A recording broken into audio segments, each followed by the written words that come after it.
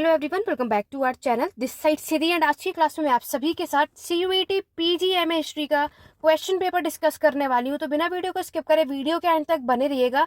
तो जितने भी student CUET PG entrance exam की प्रिपरेशन कर रहे हैं और नेक्स्ट ईयर 2026 के एग्जाम की प्रिपरेशन कर रहे हो, तो आपको ये चेकआउट करना है कि इस साल 2025 में आखिरकार किस तरीके का एंट्रेंस एग्जाम हमें हिस्ट्री का देखने को मिला है। वो सब कुछ मैं आज की क्लास में आपको बताने वाली विद एक्सप्लेनेशन। और उसके अलावा मैं आपको आज की क्लास में ये भी बताऊंगी कि इसके अलावा ये क्वेश्चन में और किस तरीके से वो आपके एग्जाम में नेक्स्ट ईयर क्वेश्चन पूछ सकते हैं, वो सारी अपडेट हम आज की क्लास में देखेंगे। तो बिना वीडियो को स्किप करें वीडियो के एंड तक बने रहिएगा।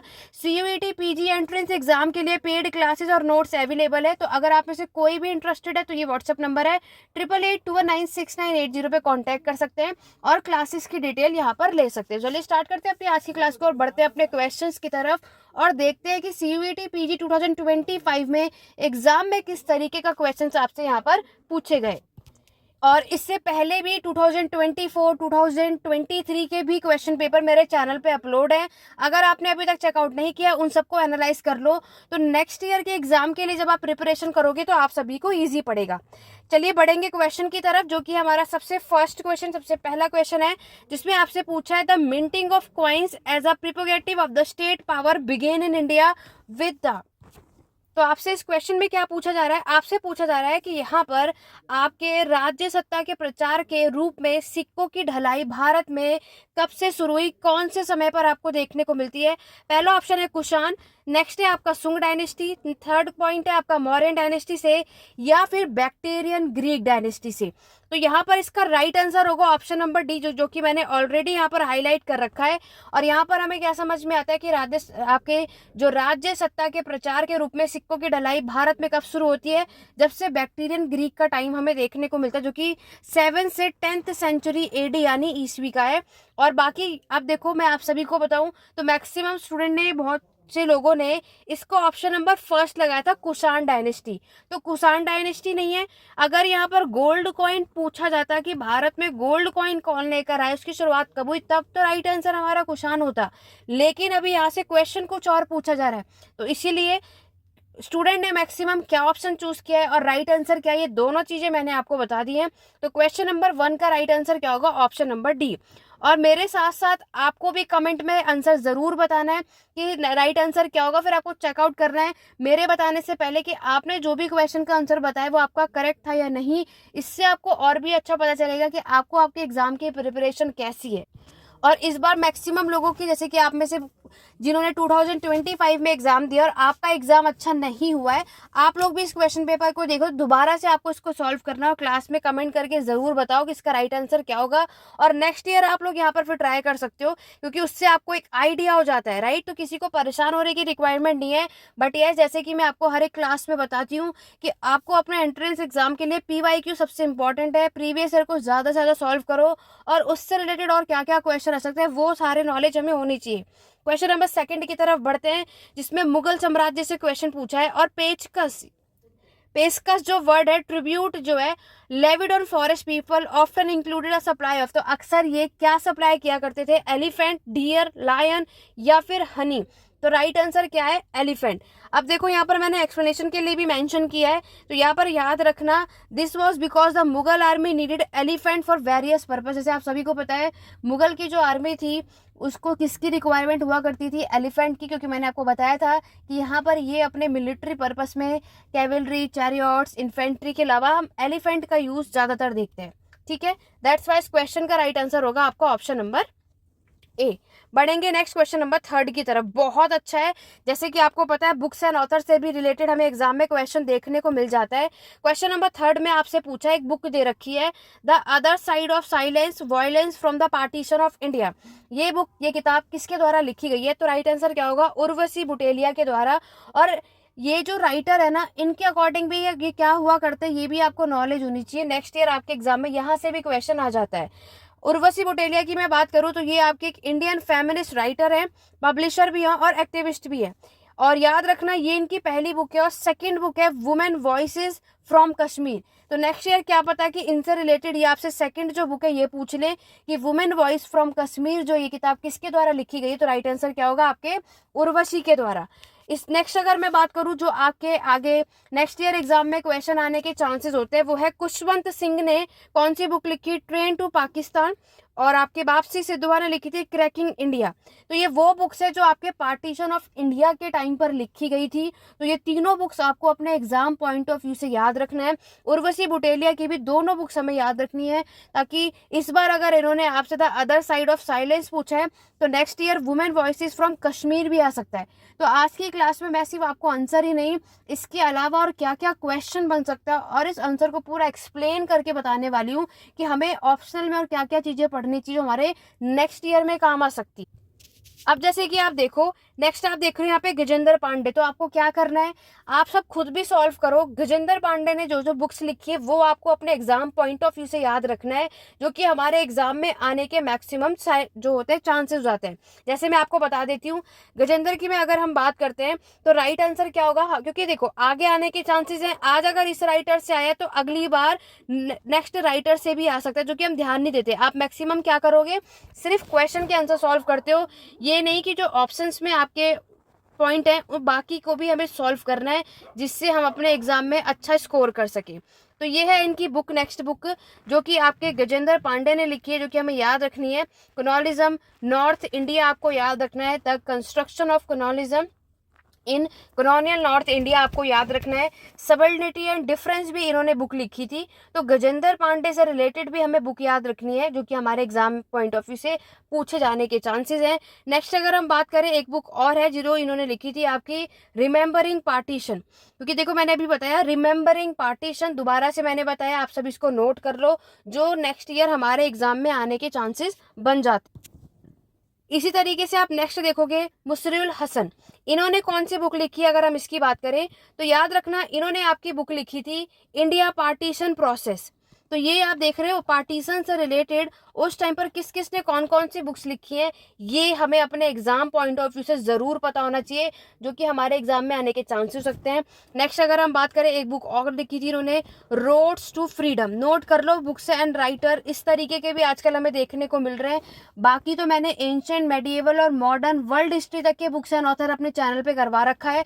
अगर आप चैनल पे फर्स्ट टाइम आए और आपने उन वीडियोस को नहीं देखा है, प्लेलिस्ट चेकआउट कर लो। हर एक बुक्स एंड ऑथर की भी प्लेलिस्ट आपको मिल जाएगी, ancient, medieval, modern, world history की भी प्लेलिस्ट मिल जाएगी, उसमें आपको सारे बुक्स एंड ऑथर मिल जाएंगे। वो अच्छे से कर लिया तो वहां से क्वेश्चन आएगा, डेफिनेटली आता भी है, आराम से बुक्स एंड ऑथर हम सॉल्व कर सकते हैं। ठीक है, बाकी एक आध तो हमें बुक्स एंड ऑथर वैसे भी कितने कर लो कमी है, कुछ ना कुछ हमें नया मिल ही जाएगा। बट यस, क्वेश्चन पेपर के थ्रू हम अपनी आगे की प्रैक्टिस कर सकते हैं। ये बाकी के जो 3 आपके हिस्टोरियंस हैं, यानी जो राइटर्स हैं, इनके बुक्स आप याद कर लो ताकि नेक्स्ट ईयर आपकी हेल्प हो जाए। क्लियर हुआ? चलिए, बाकी के खुशवंत सिंह और वापसी सिद्धू की 2 बुक्स मैंने आपको बता दी, जो आपको अपने एग्जाम पॉइंट ऑफ व्यू से याद रखना है। बढ़ेंगे क्वेश्चन नंबर 4 की तरफ। क्वेश्चन नंबर 4 की तरफ बढ़ेंगे, जिसमें आपसे पूछा गया है, which ancient Indian university was most renowned learning centre of Buddhism and compared with modern Oxford और हार्वर्ड। तो इतना तो इसको तो पढ़ने के बाद ही सभी को बिना ऑप्शन के भी वो सब इसका राइट आंसर बता सकते हैं, नालंदा यूनिवर्सिटी। अब अगर हम बात करें नालंदा यूनिवर्सिटी से रिलेटेड, तो आपको पता है कि ये किसके द्वारा बनवाया गया था, गुप्ता डायनेस्टी के रूलर कुमार गुप्त फर्स्ट के थ्रू 427 एडी के टाइम पर ये यूनिवर्सिटी बनाई गई। और यहाँ पर चाइनीज ट्रेवलर हुआनजांग जो है, हर्षवर्धन के टाइम पर वो यहाँ पर आके उन्होंने विजिट किया था और इन्होंने नालंदा यूनिवर्सिटी से रिलेटेड सारी डिटेल हमें प्रोवाइड करी थी। वहीं अगर हम बात करें इस नालंदा यूनिवर्सिटी की, तो उसका प्राइमरी फोकस हम देखते हैं तो किस पे रहा, महायान बुद्धिज्म। क्या पता इन फ्यूचर वो आपको स्टेटमेंट वाइज में यही दे दे। आपको पता है कि हम बुद्धिज्म, महायान और हीनयान 2 पर्सपेक्टिव से पढ़ते हैं। तो यहाँ पर नालंदा यूनिवर्सिटी जो प्राइमरी फोकस करता है वो किस पर करता है, महायान बुद्धिज्म पे करता है। और नालंदा यूनिवर्सिटी को किसने यहाँ पे रिवाइव कराया था, तो वह धर्मपाल। और ये ऑलरेडी प्रीवियस ईयर क्वेश्चन में दोनों क्वेश्चन ऑलरेडी पूछा जा चुका है, इस बार इन्होंने अलग क्वेश्चन पूछा है। लेकिन नालंदा यूनिवर्सिटी रिलेटेड मैक्सिमम मैं सभी को सजेस्ट करूंगी इस यूनिवर्सिटी को डिटेल में अच्छे से पूरी सारी चीजें A to Z जरूर पढ़ो, आगे भी इसके क्वेश्चन आने के चांसेस पूरे बनते हैं। क्वेश्चन नंबर 5 में आप सभी देख सकते हैं, यहाँ पर आपको स्टेटमेंट क्वेश्चन दे रखा है। मैंने आपसे कहा था स्टेटमेंट वाइज क्वेश्चन आपको मिलेगा और इसमें आपको बताना है कौन सी बात सही है कौन सी नहीं। और ये जो स्टेटमेंट वाइज क्वेश्चन आप देख रहे हो, इस बार इन्होंने वर्ल्ड हिस्ट्री से पूछा है, विश्व इतिहास से। पहला क्वेश्चन है, दो फैक्शंस हमें देखने को मिलते हैं, बॉल्शेविक और मेंशेविक पार्टी, क्या ये रशियन के इतिहास से रिलेटेड है? बिल्कुल। जब आप रशियन रेवोल्यूशन पढ़ते हो तो उसमें हम दो पार्टी देखते हैं, बॉल्शेविक और मेंशेविक। तो पहला पॉइंट आपका सही है। तो जहां भी जिस भी ऑप्शन में पहला ऑप्शन आपको नजर आ रहा है वो स्टेटमेंट सही होगा। तो हमें नजर आ रहा है कि थर्ड और फोर्थ में तो ऑप्शन है ही नहीं, तो यानी ये दोनों स्टेटमेंट तो हो ही नहीं सकता। अब या तो सी सही होगा या तो बी। फ्रांस रेवोल्यूशन आपको पता है 1689 में नहीं हुआ था, 1789 में हुआ था। तो बहुत ही सिंपल तरीके से आपको इस क्वेश्चन का राइट आंसर मिल जाएगा ऑप्शन नंबर बी, क्योंकि फ्रांस की क्रांति 1789 में हुई थी 14 जुलाई को। सोवियत यूनियन 1910 में नहीं फॉर्म हुआ था, 1922 में फॉर्म हुआ था, ये भी आपको याद रखना है। रही बात जो सेकंड स्टेटमेंट है, third reich refers to the government under Hitler, बिल्कुल। और इसका टाइम पीरियड मैंने यहाँ पर मेंशन कर दिया है। तो फ्रांस की क्रांति सभी ने पढ़ रखी है। सोवियत यूनियन भी हमने पढ़ा है कि 1922 में ये फॉर्म हुआ था। तो इसीलिए इस क्वेश्चन का राइट आंसर बहुत ही क्लियर तरीके से ऑप्शन नंबर बी है। तो ये बहुत इजी क्वेश्चन था, अगर आपको बेसिक नॉलेज भी होगी तो आप इसको सॉल्व कर सकते हो। और आज की क्लास याद रखना सिर्फ सीयूईटी के पर्सपेक्टिव से नहीं, यूजीसी नेट के लिए भी बहुत इंपॉर्टेंट है, क्योंकि इसी तरीके के क्वेश्चन आपको यूजीसी नेट एग्जाम में भी मिल जाएगा। तो यूजीसी नेट एग्जाम देने जा रहे हो तो ये प्रैक्टिस सेशन में आप सभी यूज कर सकते हो। बढ़ेंगे क्वेश्चन नंबर 6 की तरफ।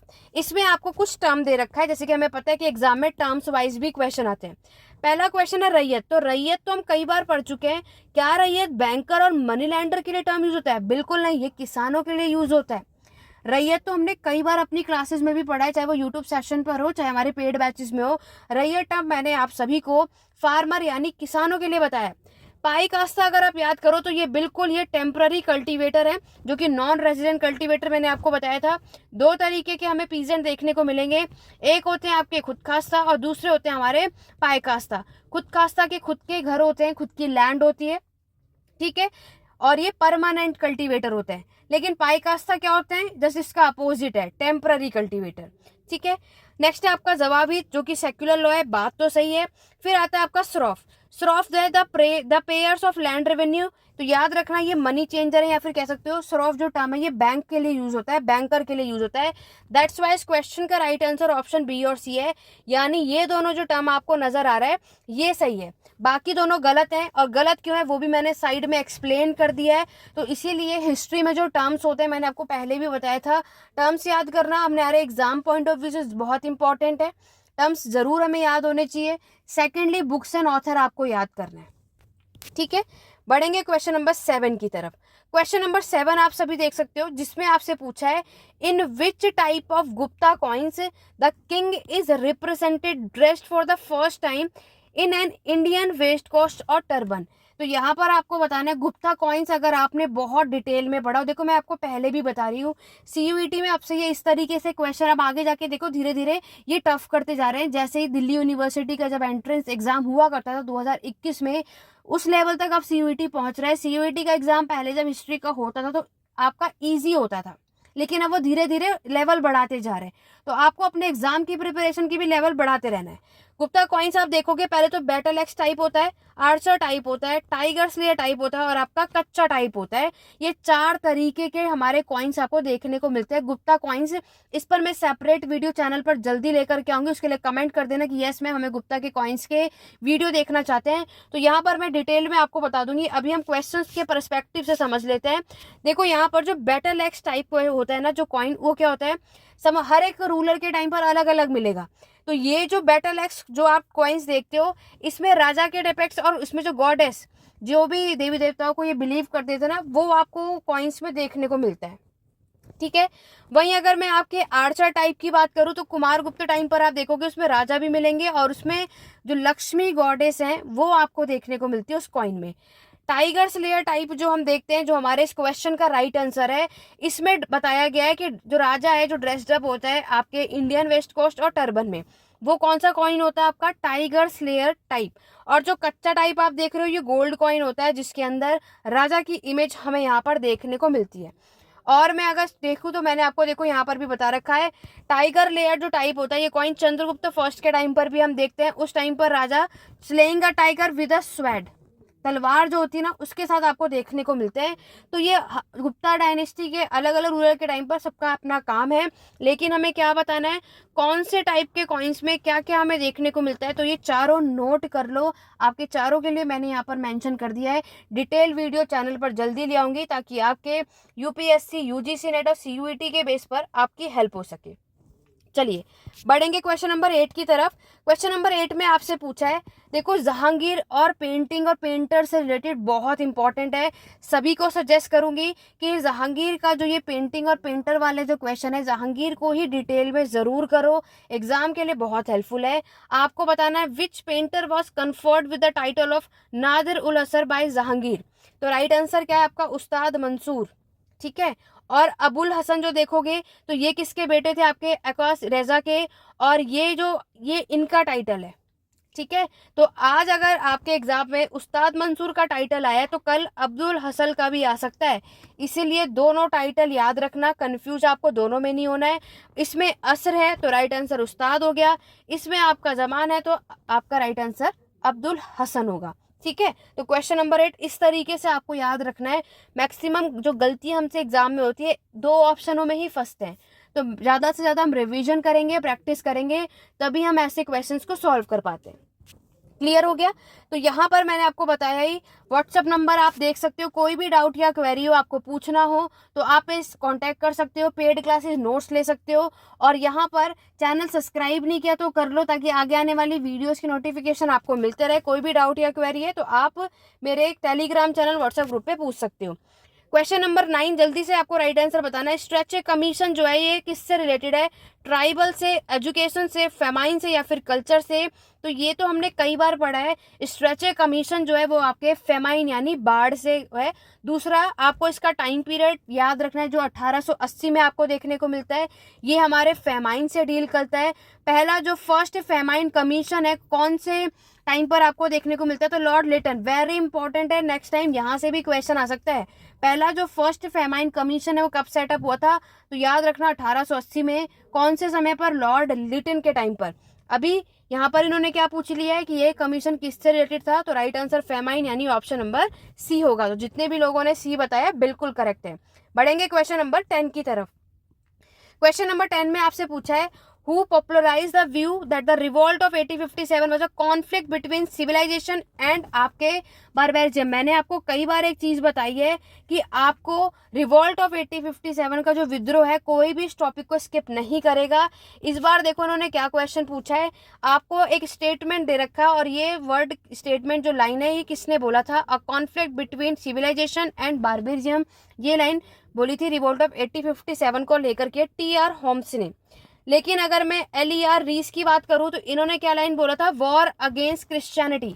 तो नेक्स्ट ईयर ये भी क्वेश्चन आ सकता है कि वॉर अगेंस्ट क्रिश्चियनिटी का जो टर्म है ये, कि ये रिवोल्ट ऑफ 1857 को इस तरीके से देखते हैं, तो राइट आंसर क्या होगा, रीस। और नेक्स्ट अगर हम बात करें सर जॉन्स आउटरेम की, तो इन्होंने लाइन दी थी मुस्लिम कॉन्स्पिरेसी। और एक और याद रखना है जो आपके ऑप्शन में नहीं है, बेंजामिन डिसरेली, इन्होंने आपके द नेशनल राइजिंग ये टर्म दिया था। ठीक है, तो कौन कौन किसके में रिवॉल्ट ऑफ 1857 को देखते हैं, आपको ये नाम याद होना चाहिए। यही सेम चीज यूजीसी नेट एग्जाम के लिए भी हेल्पफुल है, तो इसको आपको जरूर फॉलो करना है। क्लियर हुआ। तो यहाँ पर हमें एक बात समझ आ गई कि रिवॉल्ट ऑफ 1857 को लेकर के किसके क्या व्यूज हैं। उन्होंने यहाँ पर टर्म दे रखा है। कॉन्फ्लिक्ट की बात करें सिविलाइजेशन बार्बेरियम के बारे में तो होम्स ने कहा था, आउटरेम ने आपके मुस्लिम कॉन्स्पिरेसी का टर्म दिया है, रीस ने बोला है वॉर अगेंस्ट क्रिश्चियनिटी, और आपके डिजरेली ने बोला है अ नेशनल राइजिंग। ठीक है, चलिए बढ़ेंगे क्वेश्चन नंबर 11 की तरफ, जिसमें आपसे पूछा है under whom the Maratha state reach is territorial state zenith extended from Cuttack to, ये एग्जाम में कई बार आता है। ठीक है, आपके कटक टू अटोक, तो ये उस टाइम पर कौन थे मराठा के रूलर, तो राइट आंसर है Balaji Bajirao, option number B. ठीक है, क्वेश्चन नंबर 11 का राइट आंसर होगा ऑप्शन नंबर बी। मराठा से भी मैक्सिमम हमें डेफिनेटली क्वेश्चन मिलता ही है, मराठा, मुगल्स, है ना, ये तो आपके ऐसे टॉपिक है जो आपको डेफिनेटली मिलता है। नेक्स्ट है, गांधी जी ने जब आपका प्रोटेस्ट किया, in which year Subhash Chandra Bose was elected president of the Congress, तो आपको बताना है कांग्रेस के दोबारा से राष्ट्रपति सुभाष चंद्र बोस कब बने थे, कौन से ईयर में, तो वो थे 1939 में। और याद रखना वो कौन सा सेशन था, त्रिपुरी सेशन। नेक्स्ट ईयर वो आपसे सेशन भी पूछ सकते हैं। और उसमें इन्होंने किसको हराया था, आपके पता भी, ये भी क्वेश्चन आता है, सीतारामैया को हराकर त्रिपुरी सेशन में। और यहाँ पर सुभाष चंद्र बोस जो हैं 1939 में दोबारा से प्रेसिडेंट बने थे। तो क्वेश्चन नंबर 12 का राइट आंसर होगा option number C. Question number 13 आप देखो, मुगल्स तो मैक्सिमम क्वेश्चन मिलेंगे। Which Mughal emperor was so concern about tobacco addiction that he banned it, तो टोबैको एडिक्शन को लेकर के किसने बैन किया था, तो वो थे आपके जहांगीर। ठीक है, तो इस क्वेश्चन का right answer option number B होगा। मैक्सिमम हमने ये चीजें भी पढ़ रखी थी। क्वेश्चन नंबर 14 पर आते हैं। छापेकर ब्रदर्स के बारे में आपको बताना है। The name of the Chapekar brothers who attacked mister Rand in Pune in 1897। तो आज जो क्वेश्चन है कल वो आंसर के ऑप्शन में भी हो सकता है। तो पहली चीज तो याद रखोगे कि ये पुणे में अटैक हुआ था 1897 में, 22 जून का टाइम था। वो दो आपको चिपे के ब्रदर्स का नाम बताना है, तो वो है दामोदर और बालकृष्णा। ऑप्शन बी इसका राइट आंसर होगा। ठीक है, दामोदर और बालकृष्णा। आपको एक बात समझ आ गई कि मैक्सिमम लोगों ने इस टॉपिक को नहीं पढ़ा होगा। इस बार क्वेश्चन पेपर में ये टर्म आ चुका है, तो अब हमें एक बात समझ में आ गई है कि अब आप लोग जितने भी नेक्स्ट ईयर इस सीयूईटी एंट्रेंस एग्जाम की प्रिपरेशन कर रहे हो, अब आपको ये टॉपिक भी ऐड कर लेना है। इसके पर्सपेक्टिव से भी पूरा ये टॉपिक तैयार कर लो, ताकि नेक्स्ट ईयर इस ब्रदर से रिलेटेड कुछ और क्वेश्चन आ जाए तो आप लोग इसको सॉल्व कर सके। ठीक है, अभी के लिए इस क्वेश्चन का राइट आंसर क्या होगा, option number B. Question number 15 की तरफ बढ़ेंगे। यहाँ पर आपकी बात करते हैं, आपको यहाँ पर बताना है कि इसमें से आपके Divya Prabandham describe as a Tamil Veda is one of the major anthologies of composition by, तो हमें पता है इसके अंदर अलवर के बारे में, जो कि हमें पता है विष्णु गॉड को डेडिकेटेड है। ये कंपाइल हुआ था 9 से 10th सेंचुरी के टाइम पर। ये कंपोज हुए बाय द 12 अलवर, 12 तो अलवर होते ही, तो आपको पता ही है। और इसमें कलेक्शन है कितने, 4000 तमिल वर्सेस। नेक्स्ट ईयर आपसे इससे कलेक्शन भी पूछे जाने के चांसेस हैं, तो याद रखना कितने हमें वर्सेस देखने को मिलते हैं, 4000 वर्सेस, वो भी तमिल में कलेक्शन हमें यहाँ पर देखने को मिलता है। और ये जो अलवर है ये तो सभी को पता है कि विष्णु गॉड को डेडिकेटेड है। तो क्वेश्चन नंबर 15 का right answer option number B होगा। क्वेश्चन नंबर 16 में मैच दी फॉलोइंग इन्होंने आपसे पूछा है, जिसमें आपको मैच करना है सारी चीजें। यहाँ पर अगर आप देखोगे, एक तरफ मॉन्यूमेंट स्मारक दे रखा है और पूछा जा रहा है ये मॉन्यूमेंट कौन सी जगह पर है। और मैंने साइड में ये भी बता दिया है कि ये स्मारक या मॉन्यूमेंट किसके द्वारा बनाया गया है। आपके मुसामन बुर्ज की मैं अगर बात करूं तो ये आपको आगरा में देखने को मिलता है, जो कि शाहजहां के द्वारा बनाया गया है। आगे जाके ये भी पूछा जा सकता है प्लेस की जगह की है किसने बनवाया है, ठीक है, कौन से रूलर ने बनवाया है, इसीलिए अब हमें ये भी याद रखना है। नेक्स्ट है आपका बादशाही मस्जिद। बादशाही मस्जिद जो है ये हमें लाहौर में देखने को मिलता है, जो कि औरंगजेब के द्वारा बनाया गया था। नेक्स्ट है आपका चश्मे शाही, जो कि एक गार्डन है, ये भी आपको याद रखना है। और ये था आपका कश्मीर में, जो कि अली मर्दन खान ने बनाया था। और लास्ट है पंचमहल, जो कि सभी को पता है फतेहपुर सिकरी में है गुजरात में, जो कि अकबर के द्वारा हमें देखने को मिलता है। इसके अकॉर्डिंगली इस क्वेश्चन का राइट आंसर होगा ऑप्शन नंबर 3। तो ये सब कुछ नोट कर लो, और ये पीडीएफ में शेयर कर दूंगी मेरे टेलीग्राम चैनल पर, तो आप सभी टेलीग्राम चैनल ज्वाइन कर लो, लिंक डिस्क्रिप्शन बॉक्स में है।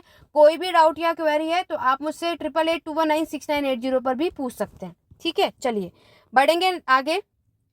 तो यहाँ पर आपके एंट्रेंस एग्जाम के लिए अगर आप इग्नू से, दिल्ली यूनिवर्सिटी से, BUHU से, या फिर UGC नेट हिस्ट्री के एग्जाम की भी प्रिपरेशन कर रहे हैं, तो हर एक एग्जाम के लिए हिस्ट्री की क्लासेस अवेलेबल है। तो अगर कोई लेना चाहता है तो आप लोग यहाँ से कांटेक्ट करके अपने जिस भी कोर्स के लिए एग्जाम दे रहे हो, उसकी एग्जाम की प्रिपरेशन कर रहे हो, मेंशन कर देना। बाकी की डिटेल आपको व्हाट्सएप पर देखने को मिल जाएगी। क्वेश्चन नंबर 17 में क्रोनोलॉजिकल ऑर्डर है, जो कि हमें पता है डेफिनेटली क्रोनोलॉजिकल ऑर्डर एग्जाम में बनता है। यहाँ पर पूछा है फर्स्ट इंस्क्रिप्शन एविडेंस ऑफ सती। सती का एविडेंस जो हमें मिलता है सबसे पहले इंस्क्रिप्शन में कब मिला, तो वो था आपका 510 ईस्वी में। कौन से इंस्क्रिप्शन में, ईरान पिलर इंस्क्रिप्शन में, भानुगुप्ता का है, मध्य प्रदेश का। इतनी बातें याद रखनी है। नेक्स्ट अगर हम बात करें एमरजेंस ऑफ भगवतिज्म और द कृष्णा कल्ट, तो इसकी बात आती है 2nd सेंचुरी BC यानी ईसा पूर्व में। नेक्स्ट है फायन भारत में कब आए थे, तो ये आए थे आपके 399 से लेकर के 414 AD यानी ईस्वी का टाइम मानते हैं। उसके बाद नेक्स्ट है the people of eastern Roman साम्राज्य learn the art of growing silk from the Chinese. तो रोमन एम्पायर के जो लोग हैं उन्होंने सिल्क को कैसे ग्रो करना है, ये जो कला है, चाइना से कब सीखी थी, तो वो है आपके 552 ईस्वी में।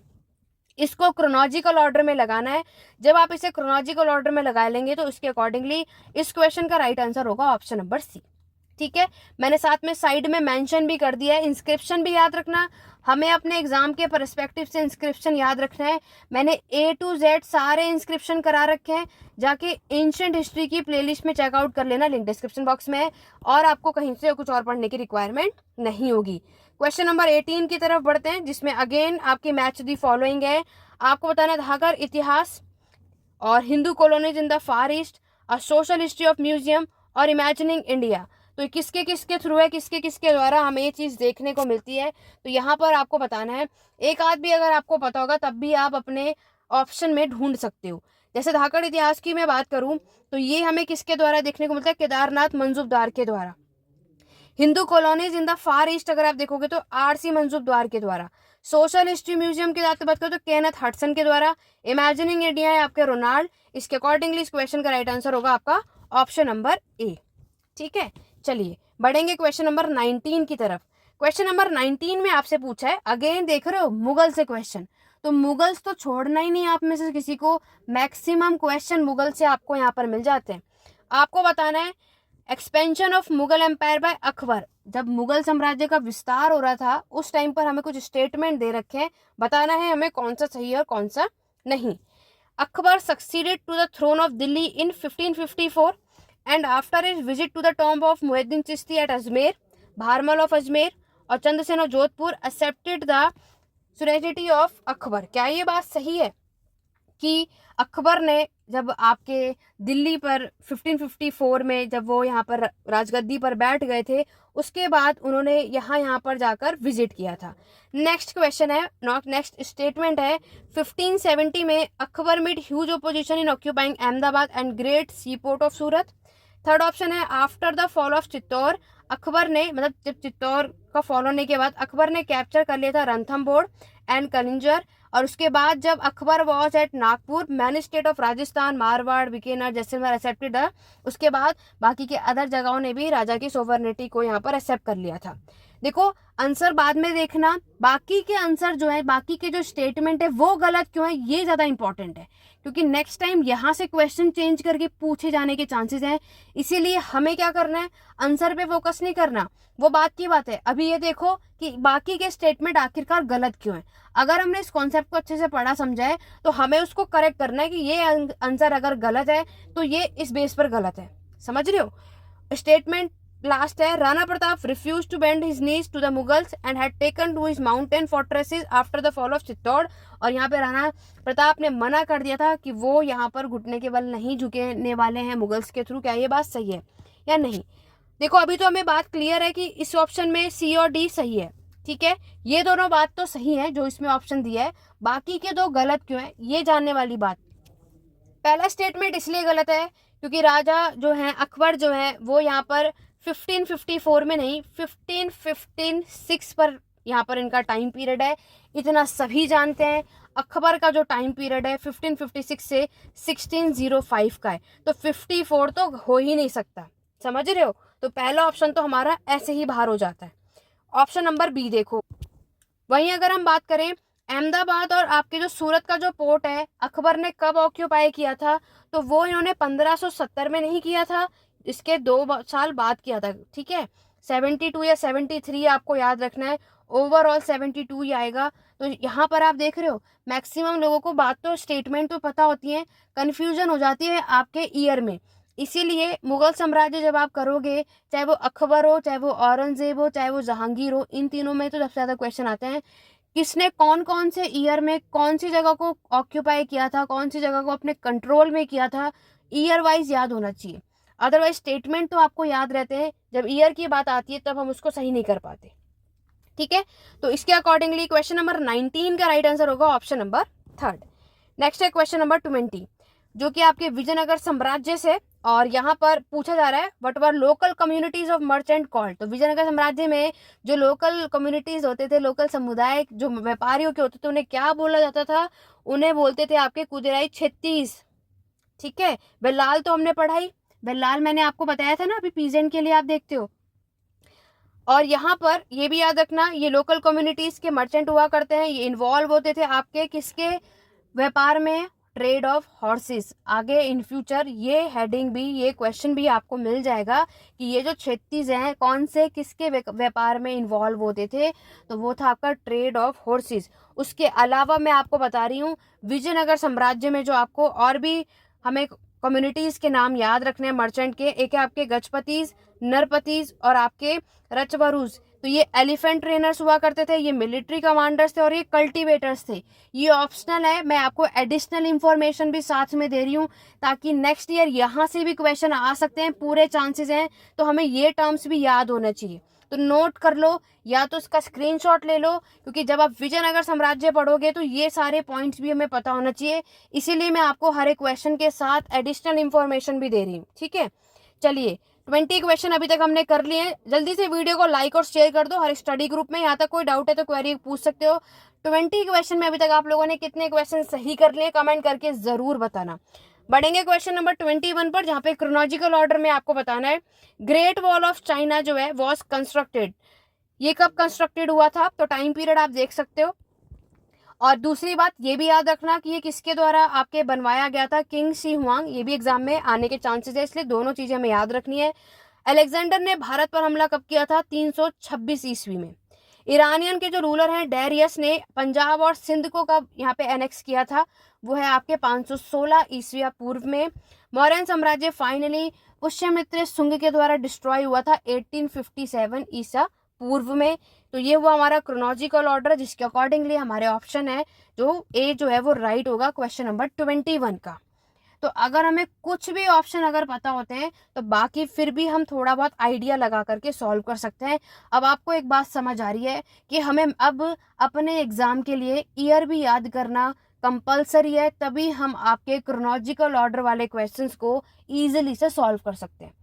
क्योंकि कई एग्जाम में हम ईयर को स्किप कर देते, उस पर ध्यान नहीं देते, लेकिन अगर आपने यहाँ पर ईयर याद नहीं करा तो क्वेश्चन रह जाएगा आपका, आपको क्वेश्चन आते हुए भी नहीं आएगा। ठीक है, चलिए क्वेश्चन नंबर 22 अगेन आपका टर्म से क्वेश्चन आया है।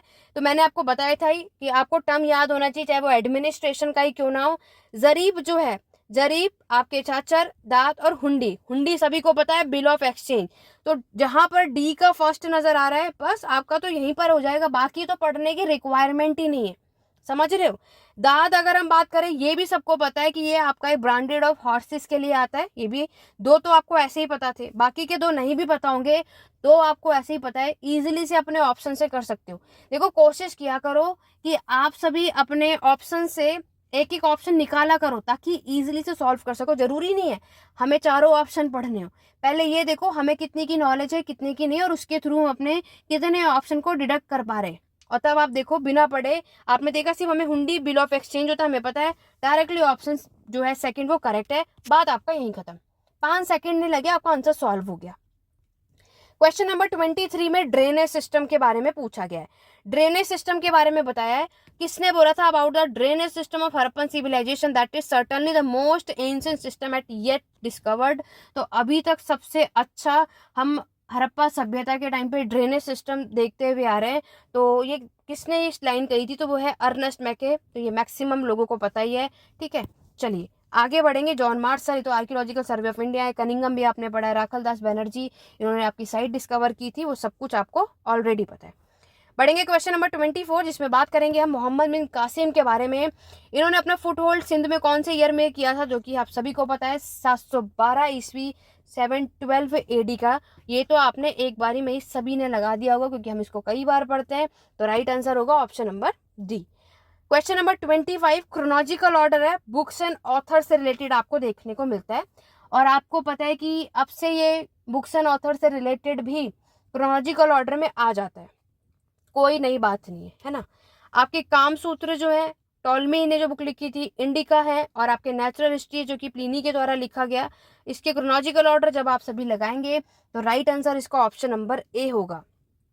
ठीक है। तो आपको क्या करना है, इसके अकॉर्डिंग भी सारी चीजें याद करनी है।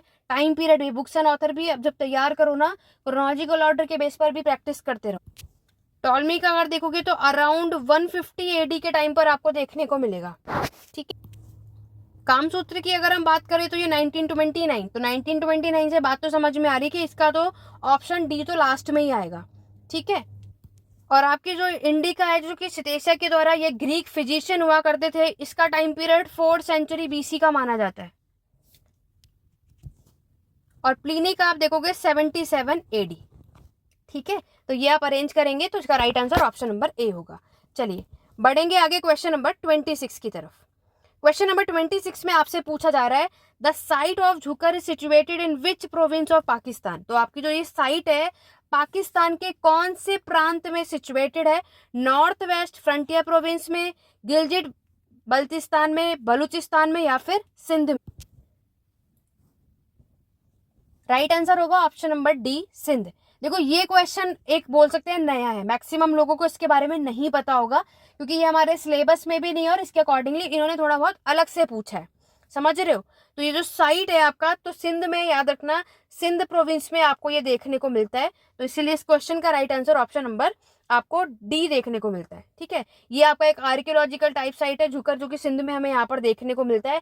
कई बार हमारे एग्जाम में पूछा जाता है और ये आपका लरखाना डिस्ट्रिक्ट आप देखते हो। चलिए क्वेश्चन नंबर 27।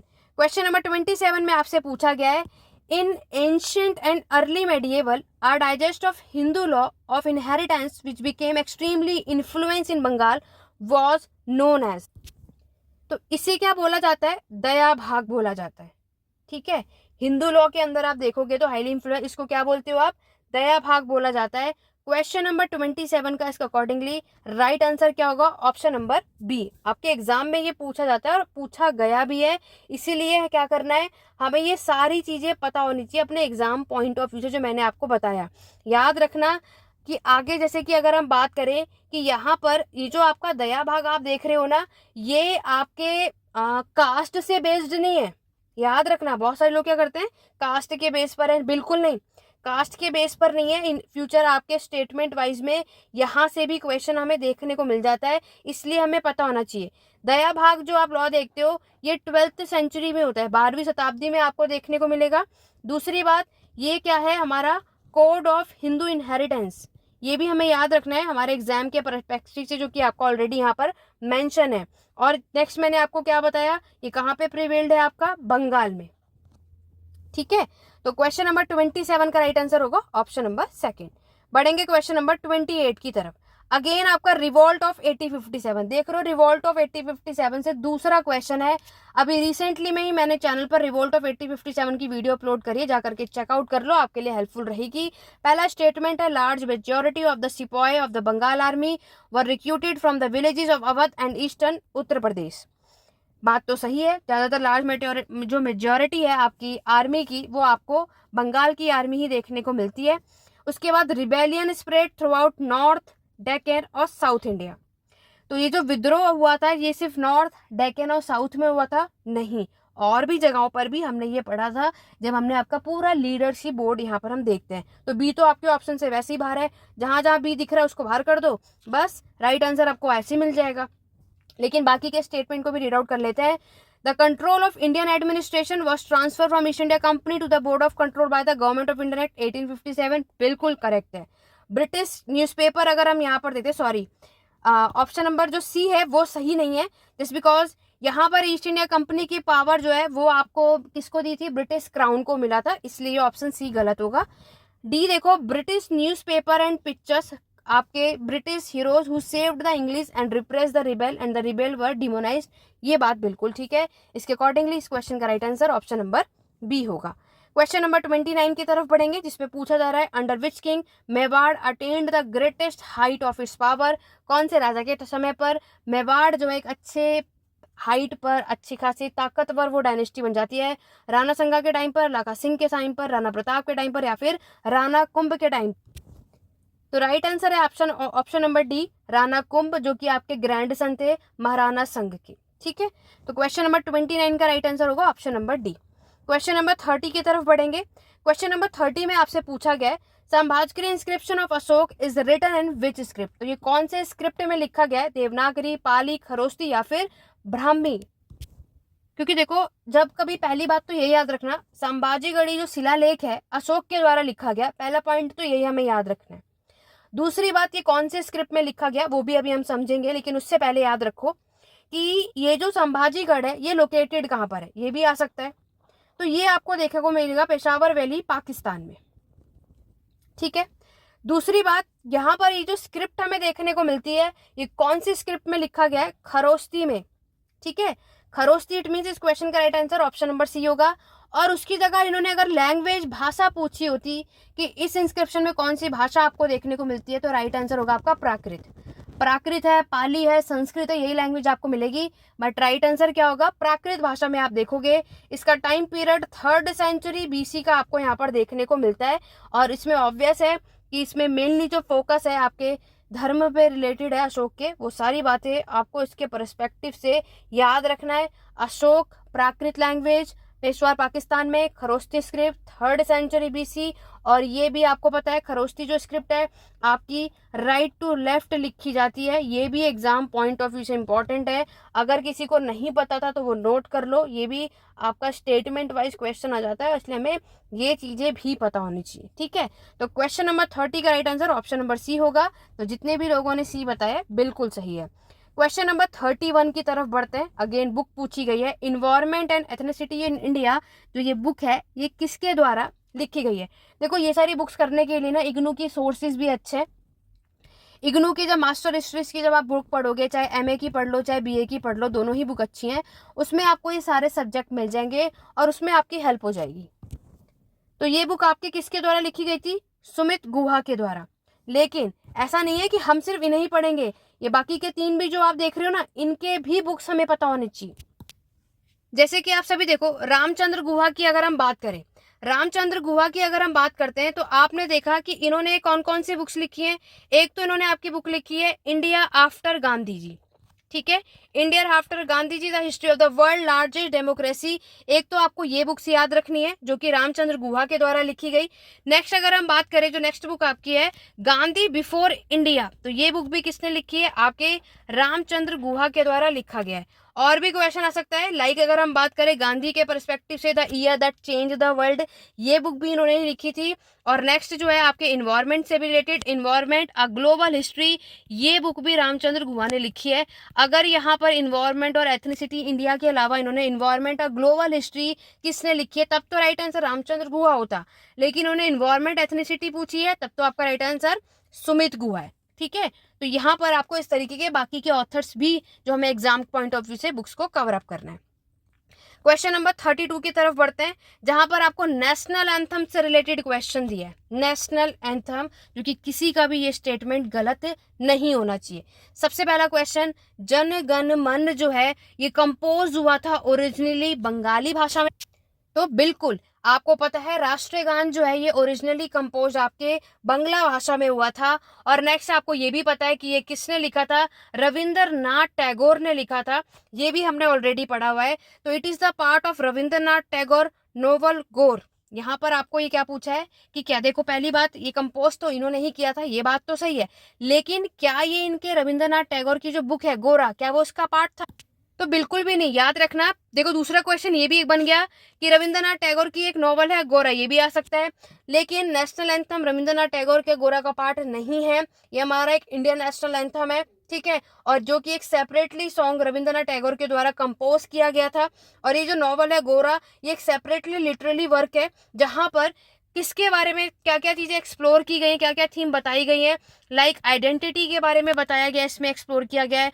रिलीजन, धर्म के बारे में बताया गया, जितने भी इश्यूज हैं इनसे रिलेटेड इंडिया के, वो सब कुछ रविंद्रनाथ टैगोर की जो नॉवल है गोरा इसमें मेंशन है। अदरवाइज नेशनल एंथम इसका पार्ट नहीं है। तो डी ऑप्शन जहां जाए उसको आप इसको कट कर दो। पहला ऑप्शन सही था, तो यहाँ तो बात क्लियर है, ऑप्शन बी हमारा सही है। सी ऑप्शन तो हमारा सही है बिल्कुल। नेशनल एंथम कलकत्ता सेशन में 1911 में सबसे पहले यहाँ पर गाया गया था, ये भी आपको याद रखना है। रही बात बंगला भाषा में लिखी है, बात सही है, रविंद्रनाथ टैगोर ने लिखा था, ये भी करेक्ट है। कॉन्स्टिट्यूएंट असेंबली ने नेशनल एंथम ऑफ इंडिया को इसको अडॉप्ट किया था 1946 में।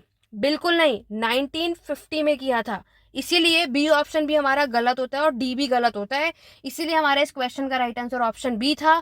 क्यों था वो भी मैंने आपको यहाँ पर क्लियर कर दिया। ठीक है, क्वेश्चन नंबर 33 की तरफ बढ़ते हैं, जिसमें पूछा है था British government of India charge INA soldiers and trial were held in red fort of Delhi, which of the following was not excuse in this trial. तो इसमें से कौन नहीं था इस ट्रायल में? शाहनवाज खान, टीबी सप्रू, PK सहगल या गुरबेज सिंह धिल्लियन। तो राइट आंसर कौन क्या होगा आपका? टीबी सप्रू जो है वो इस ट्रायल का पार्ट नहीं थे। दैट्स वाइज क्वेश्चन का राइट आंसर होगा ऑप्शन नंबर बी। बढ़ेंगे नेक्स्ट क्वेश्चन की तरफ, जो कि हमारा क्वेश्चन नंबर 34। आपको मॉन्यूमेंट्स दे रखा है और आपको इसको क्रोनोलॉजिकल ऑर्डर में लगाना है। पहला है बुलंद दरवाजा, फिर है सिकंदर टॉम, हुमायूं टॉम और इलाहाबाद फोर्ट। कब कौन सा कंस्ट्रक्ट हुआ था ये आपको बताना, और किसके द्वारा हुआ था ये भी मेंशन करना। सबसे पहले बुलंद दरवाजा देखो, सभी को पता है बुलंद दरवाजा जो है ये अकबर के द्वारा कंस्ट्रक्ट किया गया था गुजरात में 1601 ईस्वी में।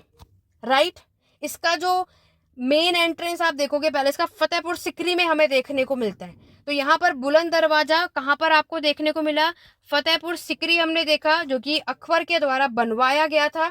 ठीक है, ये भी हमें चीज मेंशन करनी है। तो यहाँ पर 1601 क्या मतलब 1601 तो हम कह सकते हैं कि इन्होंने आपका जो पूरा गुजरात जो है वो 1601 में जीता था। और अगर मैं इसकी बात करूं कि इसको कब कंस्ट्रक्ट किया था तो आप 1575 मेंशन करेंगे। ठीक है, सिकंदर टॉम की मैं बात करूं तो यहाँ पर आपको पता है कि ये किसने बनवाया था, किसके टाइम पर आप देखोगे इब्राहिम लोदी के टाइम पर हम देखते हैं, जो कि 1517 से 1518 AD ईस्वी के टाइम पर इसको कंस्ट्रक्ट किया गया था। ये चीज हमें याद रखनी है। ठीक है, तो यहाँ पर क्या है, इब्राहिम लोदी इसका राइट आंसर है। रही बात हुमायूं टॉम की, ये भी सभी को पता है कि ये बनवाया था आपके बेगम हजरत महल ने, और इन्होंने इसको बनवाया था कब? 1500, ये देखो 70 भी हो सकता है और कहीं कहीं पे 69 भी होगा, तो मैं दोनों ही मेंशन कर दे रही हूँ। तो यहाँ पर आपके बीजा बेगम आपको याद रखना है, बीगा बेगम ने हुमायूं टॉम को कंस्ट्रक्ट करवाया था इस टाइम पर। तो इसीलिए मैंने आपको टाइम पीरियड भी बताया और साथ ही साथ किसने कंस्ट्रक्ट कराया हमें ये भी पता होना चाहिए।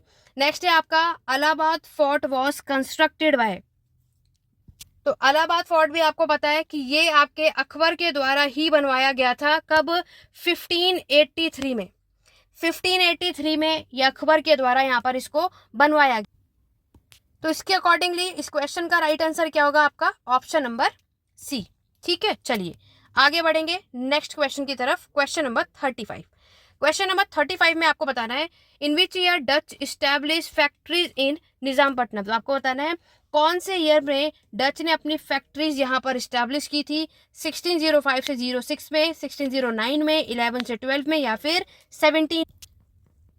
तो ये इन्होंने यहाँ पर इस्टेब्लिश किया था आपके 1605 1606 के टाइम पर। तो इसलिए इस क्वेश्चन का राइट आंसर क्या होगा आपका? ऑप्शन नंबर ए। ठीक है, क्योंकि हमें ये भी पता होना चाहिए कब और कौन कौन से टाइम पर इन्होंने अपने यहाँ पर चीज़ों को स्टैब्लिश किया था।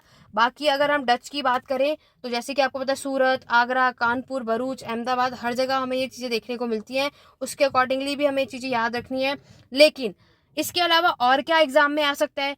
एग्जाम में ये क्वेश्चन भी पूछे जाने के चांसेस है कि डच ने अपनी पहली जो फर्स्ट फैक्ट्री है वो फाउंड कहाँ किया था? तो ये मैक्सिमम लोगों को पता होगा, मसूलीपट्टनम में। राइट, मसूलीपट्टनम में सबसे पहली फैक्ट्री को सेटअप किया था, जो कि आपके आंध्र प्रदेश में। कब किया था? वही 1605 में। ठीक है, ये भी चीज हमें याद रखनी है साथ साथ, क्योंकि एक्स्ट्रा जो इन्फॉर्मेशन है जो हमें एग्जाम पॉइंट ऑफ व्यू से पता होना चाहिए ये भी हमें याद रखना है। तो क्वेश्चन नंबर 35 का राइट आंसर होगा ऑप्शन नंबर ए।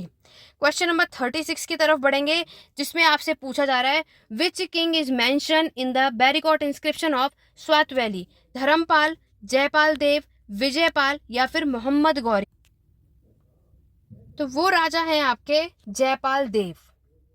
ठीक है, तो जयपाल देव आप देखोगे हिंदू शाही रूलर है।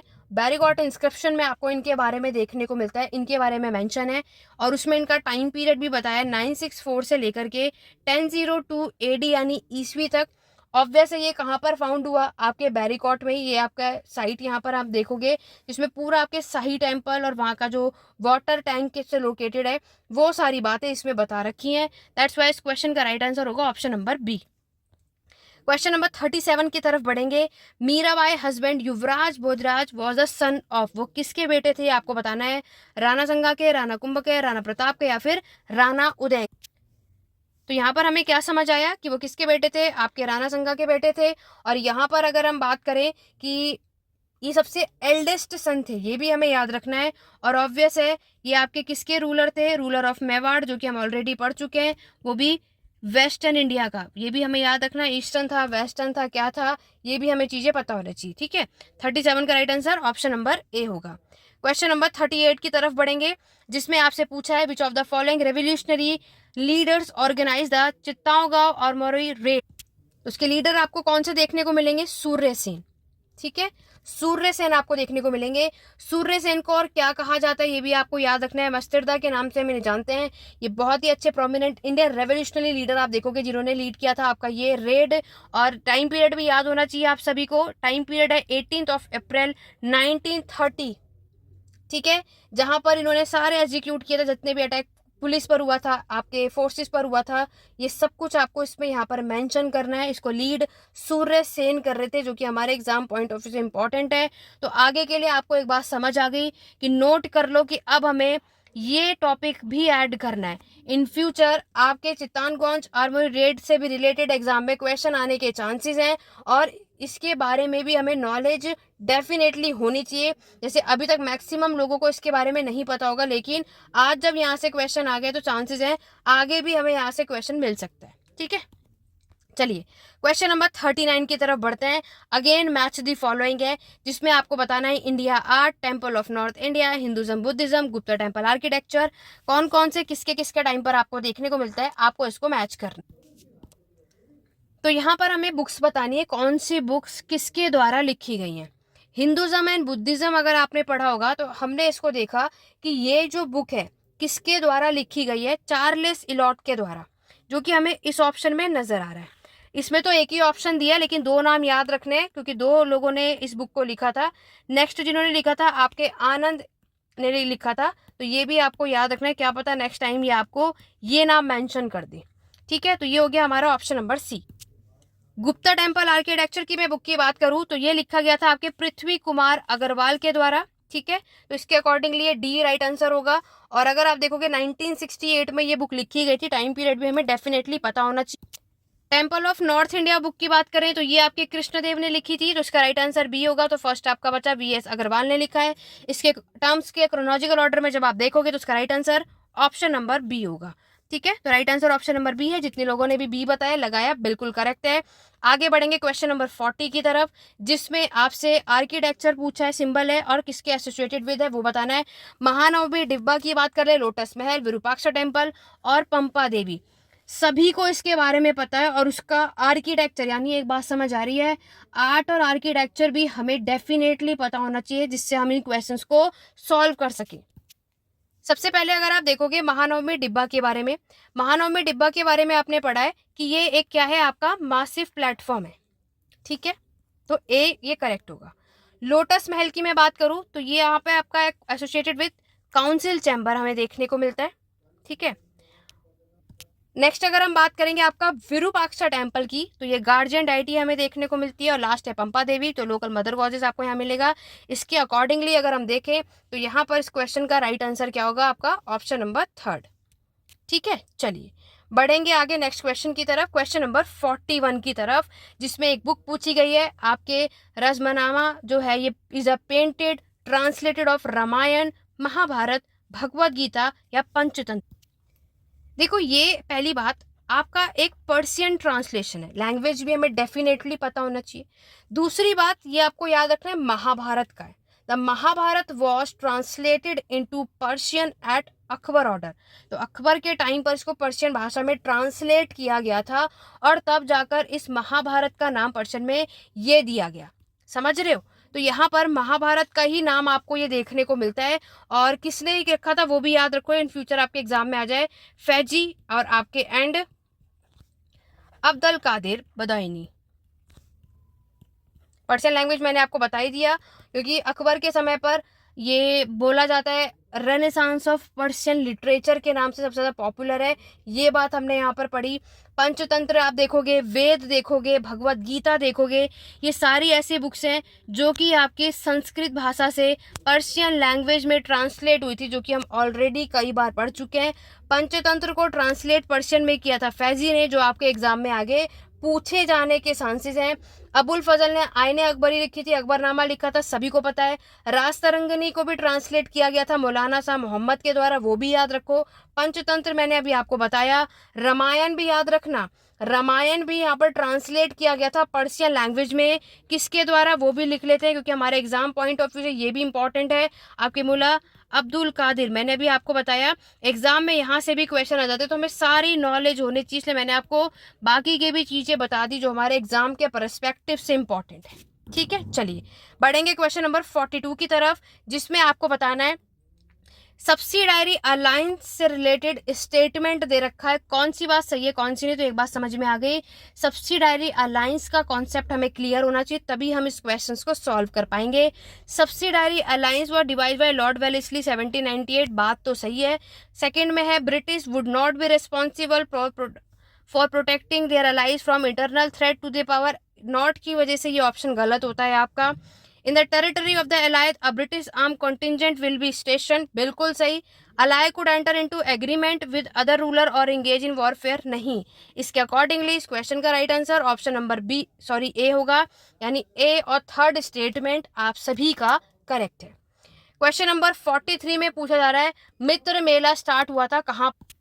नासिक में ये स्टार्ट हुआ था। टाइम पीरियड याद रखो 1899 में ये स्टार्ट हुआ था। किसने फाउंड किया था? आपके वीडी सावरकर ने। ये भी एग्जाम के लिए याद रखना, आगे जाके यहाँ से भी क्वेश्चन आ सकता है। वीडी सावरकर और उनके जो ब्रदर थे ना आपके गणेश दामोदर सावरकर, ठीक है, इन्होंने फाउंड किया था नासिक में। याद रखना मित्र मेला, वो भी 1899। तो ये दोनों जो इसके परस्पेक्टिव से जो इंपॉर्टेंट चीज़ है जो हमें याद रखनी है वो हमने समझ में आ गया। मित्र मेला एक रेवोल्यूशनरी ऑर्गेनाइजेशन है जो आपके वीडी सावरकर के द्वारा 1899 में नासिक में इसको यहाँ पर हमें देखने को मिलता है। और इसके अलावा जो उनके ब्रदर थे गणेश सावरकर ने इस पूरी सोसाइटी अपनी जो है यहाँ पर इस्टेब्लिश की थी, ये भी हमें यहाँ पर याद रखना है। बाकी आपको पता ही है वीडी सावरकर एक पॉलिटिशियन, लॉयर, राइटर्स भी है। ठीक है, चलिए बढ़ेंगे क्वेश्चन नंबर 44 की तरफ। क्वेश्चन नंबर 44 है which of the following was not a pattern of the Kangra school of painting, तो राइट आंसर होगा आपका रूपचंद। ठीक है, ऑप्शन नंबर सी। 45 में आपसे पूछा जा रहा है who is known as the liberator of the Indian press, Lord Macaulay, William Bentinck, John Adams या चार्लेस मेटकेल्फ। तो लिबरेटर ऑफ इंडियन प्रेस जो है ये किसे बोला जाता है? आपके चार्लेस मेटकेल्फ को बोला जाता है। और ये हमारे उस टाइम के गवर्नर जनरल रह चुके हैं 35 से 36 के टाइम पर, आप यहाँ पर देखते हो। तो इसीलिए लॉर्ड मेटकेल्फ जो है is also known as liberator of Indian press. और यहाँ पर इंडियन जो प्रेस है इन्होंने फ्रीडम यहाँ पर 15 सितंबर 1835 के टाइम पर आप देखोगे। और इन्होंने उस टाइम पर वर्नाकुलर प्रेस एक्ट जो था ना उसको अबॉलिश कर दिया था। ये चीज़ें हमें इसके परस्पेक्टिव से याद रखनी है। क्वेश्चन नंबर 46 की तरफ बढ़ते हैं। आपको यहाँ बताना है Pataliputra was establish in which era. तो सभी को पता है पाटलिपुत्र जो है वो कौन से समय पर एस्टैब्लिश हुआ था। तो देखो अगर हम पाटलिपुत्र की बात करें तो पाटलिपुत्र जो आपका एस्टैब्लिश हुआ था ना वो 5th सेंचुरी में हुआ था। ठीक है, किसमें? 5th सेंचुरी BC में। आपको याद रखना है पाटलिपुत्र एस्टैब्लिश हुआ था। ये सबसे पहले अगर हम यहाँ पर बात करें 5th सेंचुरी AC में, तो कौन से रूलर के टाइम पर आप देखोगे? अजातशत्रु के टाइम पर आप देखोगे, जो मगध के राजा थे साउथ बिहार के। ठीक है, फिर उनके बेटे आए उदयन, जो उनकी कैपिटल मगध थी, आपको ये पता ही है। उदयन की कैपिटल जो थी फिर आपकी ट्रांसफर हो गई थी राजगृह से पाटलिपुत्र में, ये भी आपको पता है।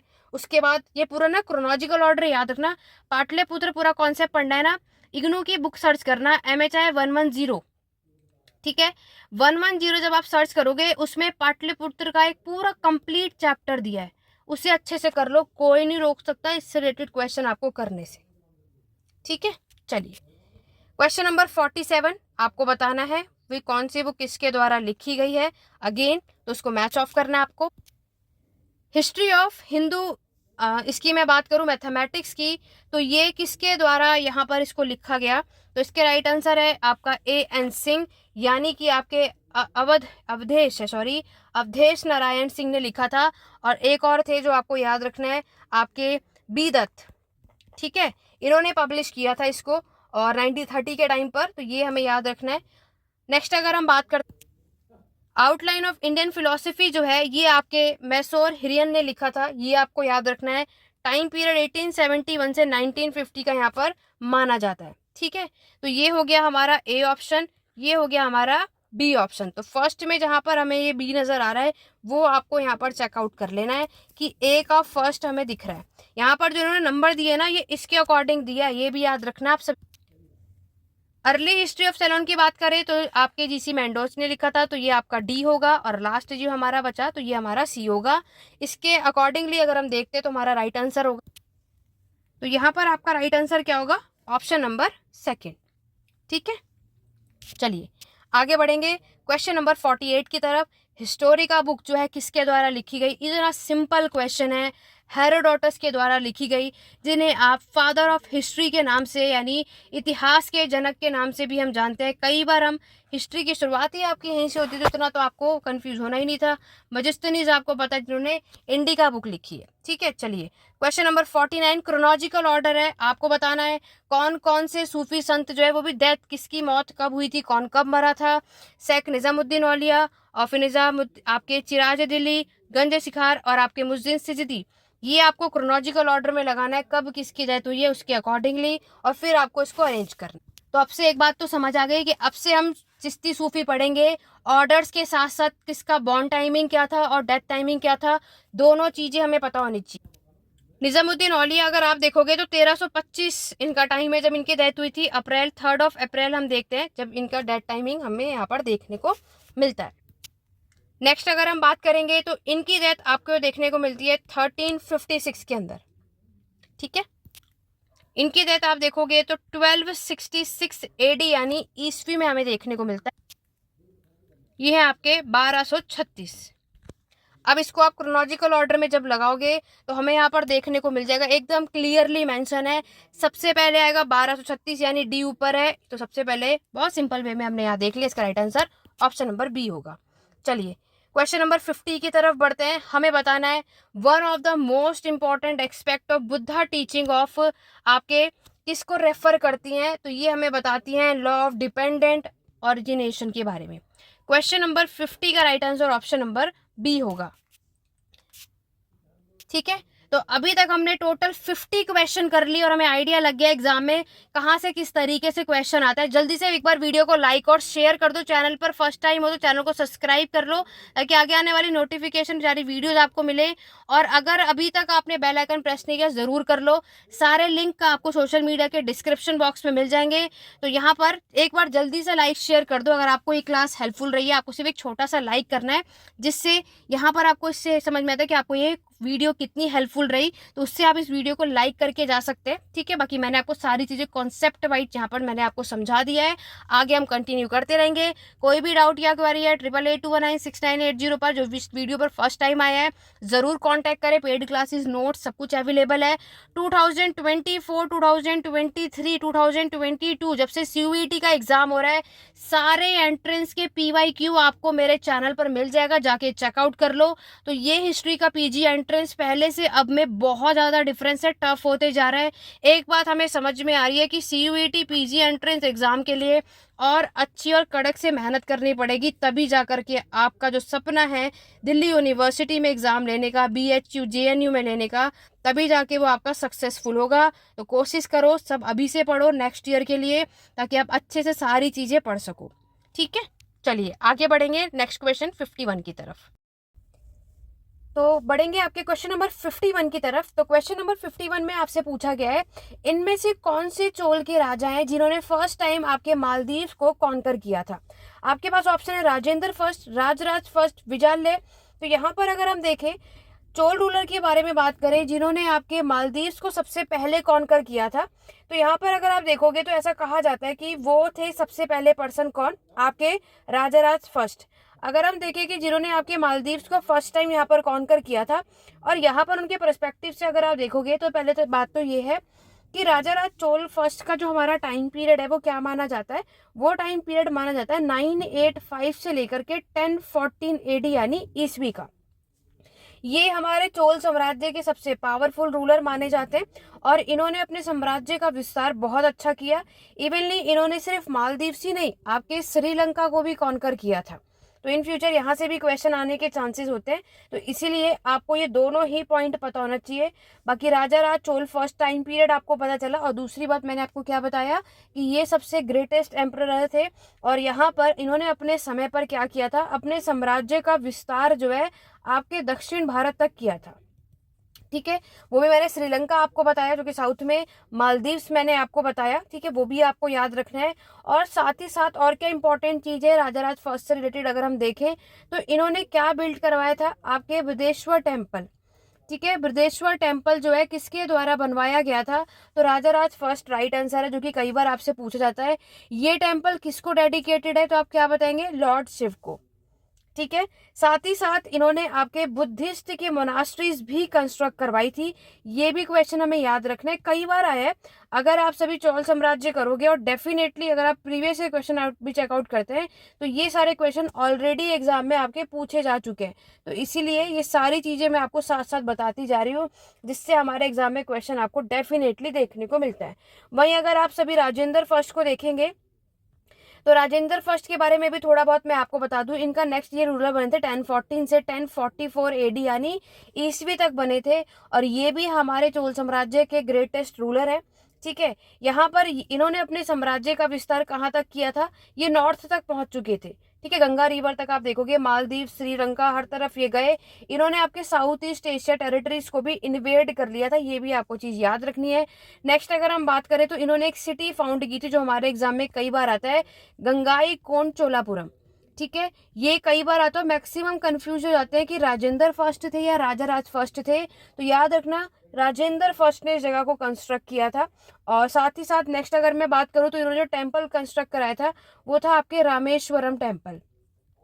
तो देखो ये टेम्पल वाले क्वेश्चन, सिटी वाले क्वेश्चन चोल डायनेस्टी से डेफिनेटली हमें मिलता है। और नेक्स्ट अगर हम राजेंद्र फर्स्ट की और भी चीजें मैं अगर आपको बताऊं तो ऐसा कहा जाता है कि इन्होंने अपने समय पर आपका जो इरिगेशन सिस्टम है, वो इरिगेशन टैंक भी यहाँ पर बिल्ड करवाया था। वो चीजें हमें यहाँ पर याद रखनी है इनके अकॉर्डिंग, जो कि हमारे एग्जाम पॉइंट ऑफ व्यू से इंपॉर्टेंट है। ठीक है, तो क्वेश्चन नंबर 51 का राइट आंसर क्या होगा, option number B.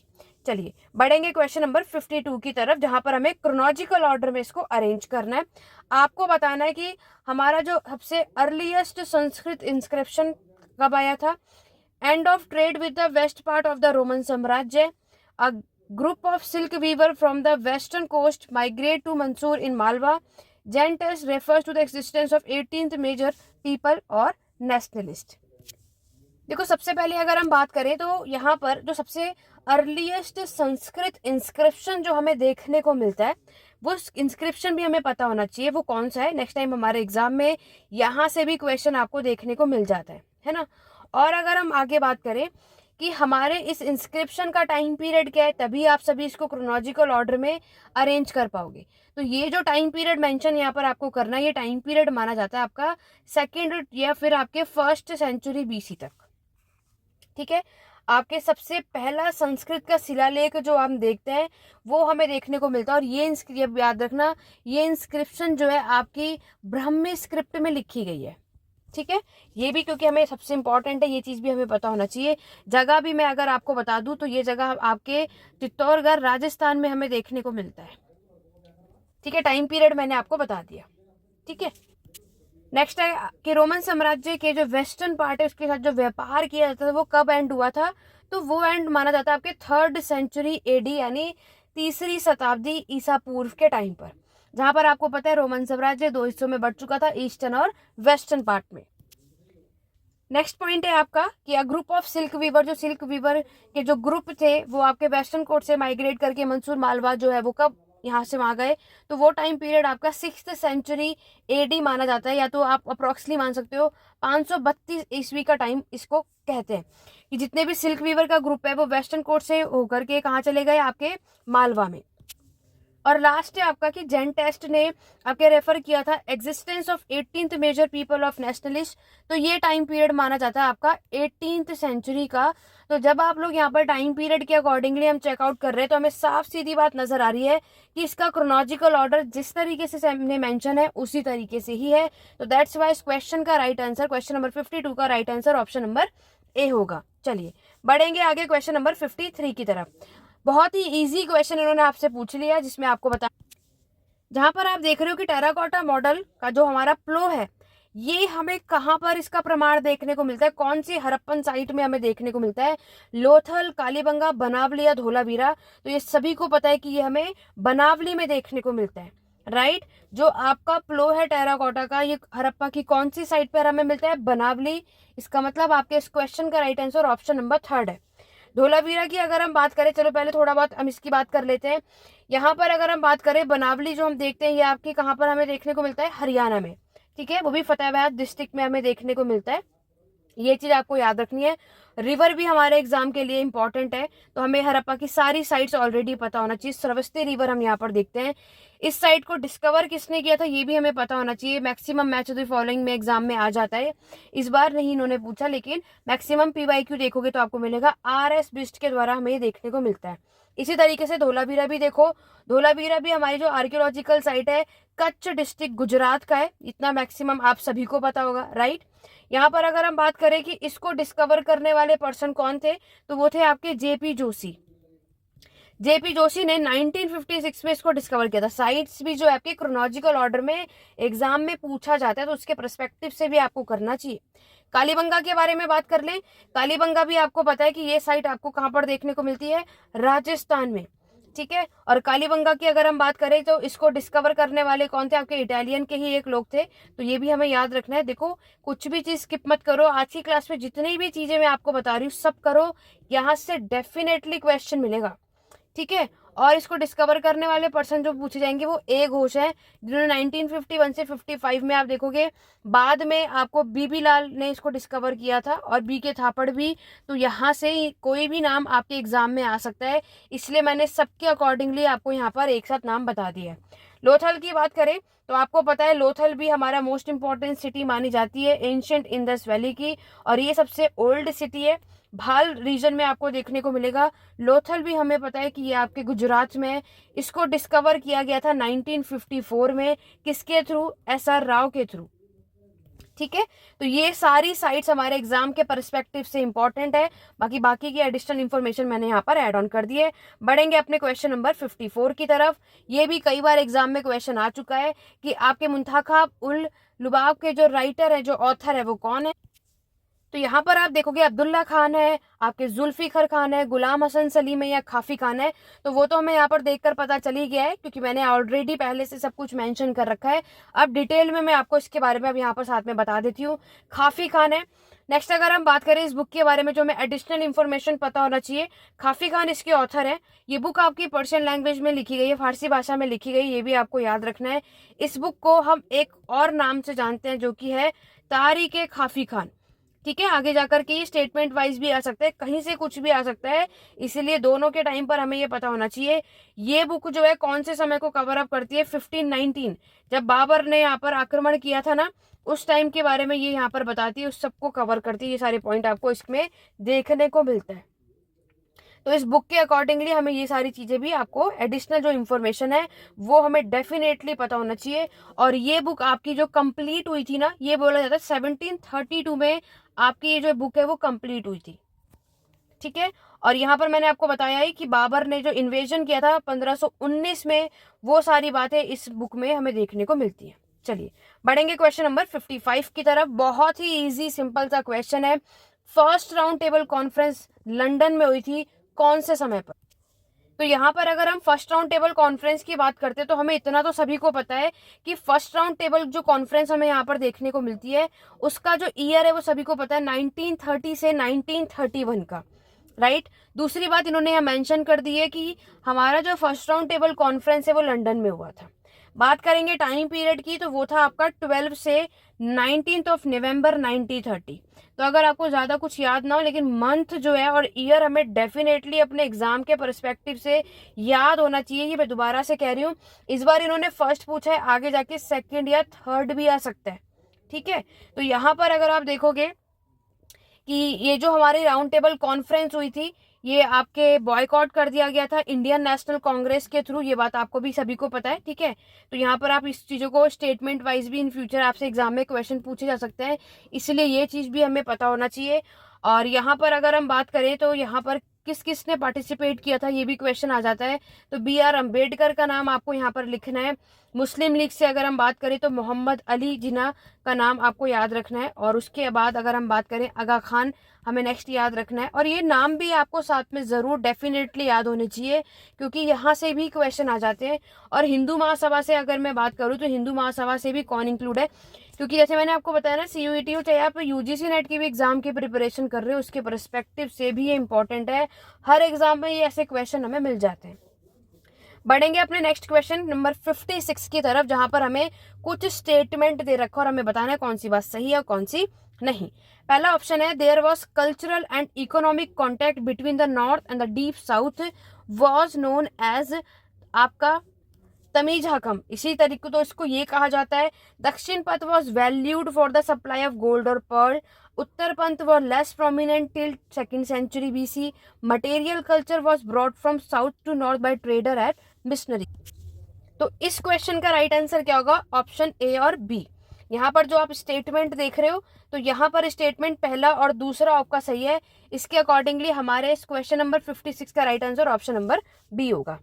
Question number 57 again Mughal साम्राज्य से क्वेश्चन है, ठीक है। तो यहाँ पर आपको एक बात समझ आ गई, मुगल साम्राज्य को हर एक पर्सपेक्टिव से पढ़कर जाओ। लैंड रेवेन्यू और अग्रेरियन सिस्टम के कंटेस्ट से आपको यहाँ पर स्टेटमेंट वाइज क्वेश्चन दिया है, जिसमें पूछा है estimation of land revenue was called kankut. Land held and manage directly by the state was called मलिखन। Rent free land was called आपके suyurghal. Land allotted in lieu for military service was called tankhwah. तो बाकी के स्टेटमेंट गलत क्यों है ये भी पता होना चाहिए, ठीक है। यहाँ पर आपको आंसर जरूर दिख रहा है कि इसका right answer option number third है, कि हमारा पहला स्टेटमेंट सही है और थर्ड सही है। बात करें कि सेकंड और आपका जो फोर्थ वन है वो क्यों गलत है, उसकी जगह टर्म क्या आएगा। देखो यहाँ पर जो ये आपको मालिकाना जो ये टर्म नजर आ रहा है, ये किस लिए होता है, नाम से काम भी समझ आ रहा है। ये होता है कि यहाँ पर जब हम कोई भी फी जो है वो पे करते हैं किसको, टू अ मालिक, ठीक है। अब चाहे वो आपके बाय वे ऑफ रेंट भी हो सकता है या फिर आपके ड्यूटी ऑन लैंड भी हो सकता है, ठीक है। और जो आप ये लास्ट वाला जो देख रहे हो ये तकवी, ये आखिरकार गलत क्यों है, तो तकावी जो टर्म है ये इसलिए गलत है क्योंकि ये जो वर्ड आता है ये होता है आपका लोन टू द पीजेंट। यहाँ पर जब आपके किसानों को ऋण दिया जाता है, लोन दिया जाता है, तब उसके लिए ये टर्म आता है। इसी वजह से ये दोनों ऑप्शन हमारे गलत हुए और बाकी के दो सही हुए। तो 57 का राइट आंसर आपका ऑप्शन नंबर थर्ड है। नेक्स्ट है आपका 58 जो कि क्रोनोलॉजिकल ऑर्डर है। देखो आई गया वो जो मैंने भी आपको ऊपर जस्ट बताया ही कि यहाँ पर डेफिनेटली हड़प्पा सभ्यता से साइट से क्वेश्चन आते हैं। कौन सी साइट किसने डिस्कवर किया और टाइम पीरियड भी आपको पता होना चाहिए, तभी आप इसको क्रोनोलॉजिकल ऑर्डर में यहाँ पर कर सकते हो। और देखो वही सारे लोथल, धोलावीरा, हड़प्पा और आपके कालीबंगा वही साइट्स दे रखी हैं। और इन्होंने साथ में यहाँ पर किसने डिस्कवर किया इस बार ये चीज भी मेंशन कर रखा है। बस आपको टाइम पीरियड याद होगा तो आप इसको क्रोनोलॉजिकल ऑर्डर में इजीली से निकाल पाओगे। चलिए सबसे पहले हम बात करेंगे SR राव ने आपके लोथल की एक्सकेवेटेड जो है इसकी शुरुआत कब की। अभी हमने ऊपर पढ़ा ना 1955 में, ठीक है। अभी मैंने आपको जस्ट ये ऊपर बताया कि SR राव ने इसकी जो शुरुआत है वो हमें कब देखने को मिली, 1955 में। लोथल जो है आपके साबरमती रिवर के पास देखने को मिलता है, गुजरात में। मैंने आपको बताया यहाँ पर अच्छा खासा ग्रिड पैटर्न हमें यहाँ पर देखने को मिलता है। और आपका रेक्टेंगुलर बेसिन भी हमें लोथल में फाउंड हुआ है, डॉकयार्ड यहाँ पर हमें मिलता है। तो ये जो है हमारे एग्जाम के परस्पेक्टिव से जितनी बातें इंपॉर्टेंट थी वो मैंने आपको बताया, राइट। अब अगर हम आपके धोलावीरा की बात करें, धोलावीरा हम देखेंगे तो इसका टाइम पीरियड क्या माना जाता है आपका 1985 का, ठीक है।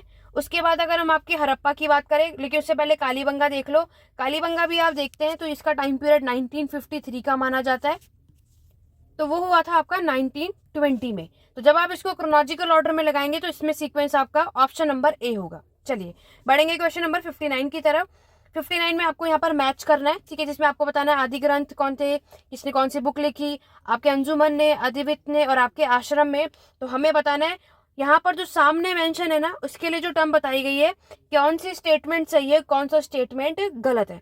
जैसे कि आप देखते हो कि यहाँ पर हम जब देख रहे हैं कि आश्रम, पहली अगर किसी को कुछ भी नहीं पता तो थोड़ा बहुत सभी को पता होता है, राइट। आश्रम अगर हम देखें तो हमें पता है कि हमारे हिंदुओं की ये एक लाइफ ऑफ स्टेज है, राइट। जैसे कि आपको पता है, अब वो आश्रम जो कि हमारी पूरी लाइफस्टाइल होती है हिंदुओं की, जैसे कि आपने पढ़ा भी होगा यूजीसी नेट में, कई बार ये क्वेश्चन आता है। पहला होता है आपका ब्रह्मचर्य, जो कि आपके स्टूडेंट की स्टेज पर होती है। फिर आता है हमारा गृहस्थ, जो हाउस होल्ड, घर संभालने की बात जब आती है। फिर आता है वनप्रस्थ, ठीक है, और लास्ट में होता है संन्यास।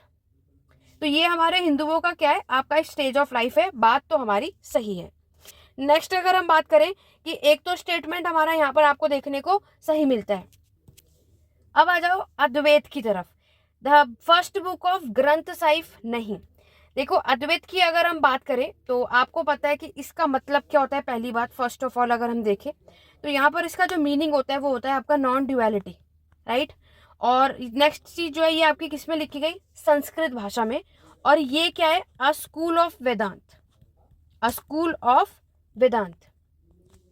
तो ये मेजर फिलोसफिकल ट्रेडिशन है हमारे हिंदुज्म में, तो इसीलिए सी ऑप्शन तो हमारा क्या हो जाता है, गलत। नेक्स्ट जो हमारा टर्म है अंजुमन। अंजुमन जो टर्म है ये बिल्कुल सही है, ये आपके सोसाइटी, ऑर्गेनाइजेशन, ग्रुप, इसके लिए ये वर्ड आता है, ठीक है। इसके अकॉर्डिंगली आपका जो ऑप्शन बी और डी है वो बिल्कुल सही है, जो कि ऑलरेडी यहाँ पर हमने लगा रखा है। फिर आ जाओ आदि ग्रंथ। आदि ग्रंथ की बात करें तो देखो आदि ग्रंथ जो हमारी बुक है ये हमारी फर्स्ट बुक है आपकी पंजाबी में। आपकी ये जो आदि ग्रंथ जो है ये ट्रांसलेट हुई थी आपकी फर्स्ट बुक किसमें, पंजाबी में, आप देखोगे। दूसरी बात, आदि ग्रंथ जो हम देखते हैं ये आपका क्या है, ये बोला जाता है कि हमारा कलेक्शन है, किसका, collection of him and writing, ठीक है। आदि ग्रंथ की अगर मैं बात करूं तो ये कंपाइल किसके द्वारा किया गया था, तो ये कंपाइल किया गया था आपके गुरु अर्जन देव के द्वारा, जो कि आपको पता है ये 5th नंबर के 6 गुरु हमें यहाँ पर ये देखने को मिलते हैं, राइट। आदि ग्रंथ जो टर्म है ये आपके क्या आता है, ये कंपिलेशन ऑफ सिख स्क्रिप्चर्स के लिए देखोगे, ये आपकी कह सकते हैं सिखों की क्या है, आपकी हॉली बुक है, हॉली बुक ऑफ सिखिज्म। तो ये चीज आपको याद रखनी है, जिसे हम also known as Guru Granth Sahib के नाम से जानते हैं। तो इसीलिए 59 का राइट आंसर क्या होगा, ऑप्शन नंबर ए, बी और डी जो हमारा स्टेटमेंट है वो बिल्कुल सही है, ठीक है। तो अभी तक आपके कितने क्वेश्चंस यहाँ पर सही हुए जल्दी से कमेंट करके बताओ, और जल्दी से एक बार सभी इसको शेयर कर दो, ठीक है। जल्दी से आप सभी इसको शेयर कर दो। आशा कर रही हूँ कि आप सभी को, आपको यहाँ पर सारे डाउट क्लियर हो रहे होंगे, और हमने एडिशनल इन्फॉर्मेशन के साथ भी सारी चीजें कर रहे हैं ताकि कहीं भी किसी को किसी भी तरीके की कोई भी प्रॉब्लम ना आए।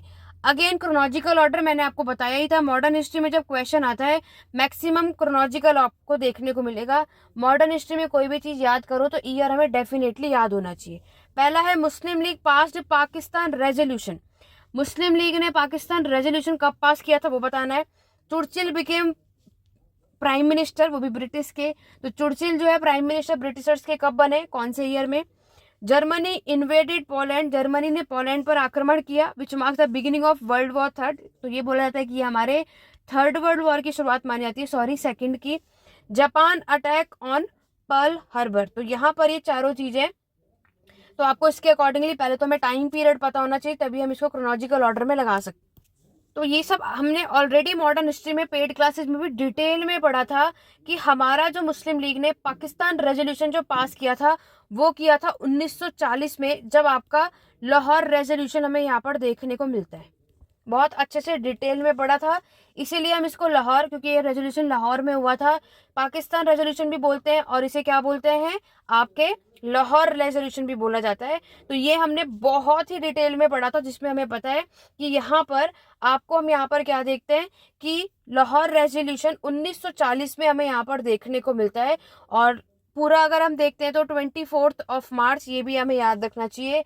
ये रेजोल्यूशन बोला जाता है कि इसका जो ड्राफ्ट जो तैयार किया गया था वो किसके द्वारा किया गया था, तो ये भी हमें अपने एग्जाम के पर्सपेक्टिव से पता होना चाहिए, सिकंदर हैयत खान के द्वारा। और इसको प्रेजेंट जो है किसके द्वारा किया गया था, 23 मार्च को किया था 1940 में। वो थे आपके फजलुल खान। ठीक है, ये फजलुल आपको नेम याद रखना है जो कि हमारे एग्जाम के लिए इंपॉर्टेंट है। तो ये सारी चीजें आपको इसके अकॉर्डिंग याद रखना है। चलो अब बात करते हैं कि हमारे जो चुर्चिल है वो ब्रिटिश के प्राइम मिनिस्टर कब बने। तो यहाँ पर अगर हम इनके प्राइम मिनिस्टर की बात करें तो इनका टाइम पीरियड भी सेम है, 1940। अब देखो हमें ईयर तो पता था, तो यहाँ पर मैक्सिमम लोगों को मंथ नहीं पता होगा तो क्रोनोलॉजिकल ऑर्डर सॉल्व नहीं हो पाएगा। तो ये मई का समय था। ठीक है, 10 मई का टाइम है 1940 में, जब आपके विंस्टन चर्चिल जो है ब्रिटेन के प्राइम मिनिस्टर बने थे।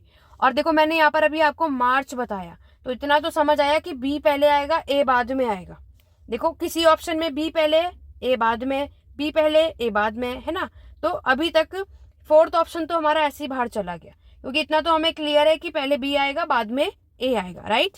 चलिए, जर्मनी ने पोलैंड पर अटैक करा था, जहां पर हमें अपने सेकेंड वर्ल्ड वॉर की शुरुआत मानी गई। इतना सभी को पता है कि सेकेंड वर्ल्ड वॉर 1939 में स्टार्ट हुआ था। एक ईयर तो क्लियर हो गया, है ना। बाकी ये चीज आपके 1 की बात है, बट ईयर तो हमें ऐसे समझ आ गया कि सेकेंड वर्ल्ड वॉर की शुरुआत मानी जाती है, और हमें पता है सेकेंड वर्ल्ड वॉर 1939 में हुआ था।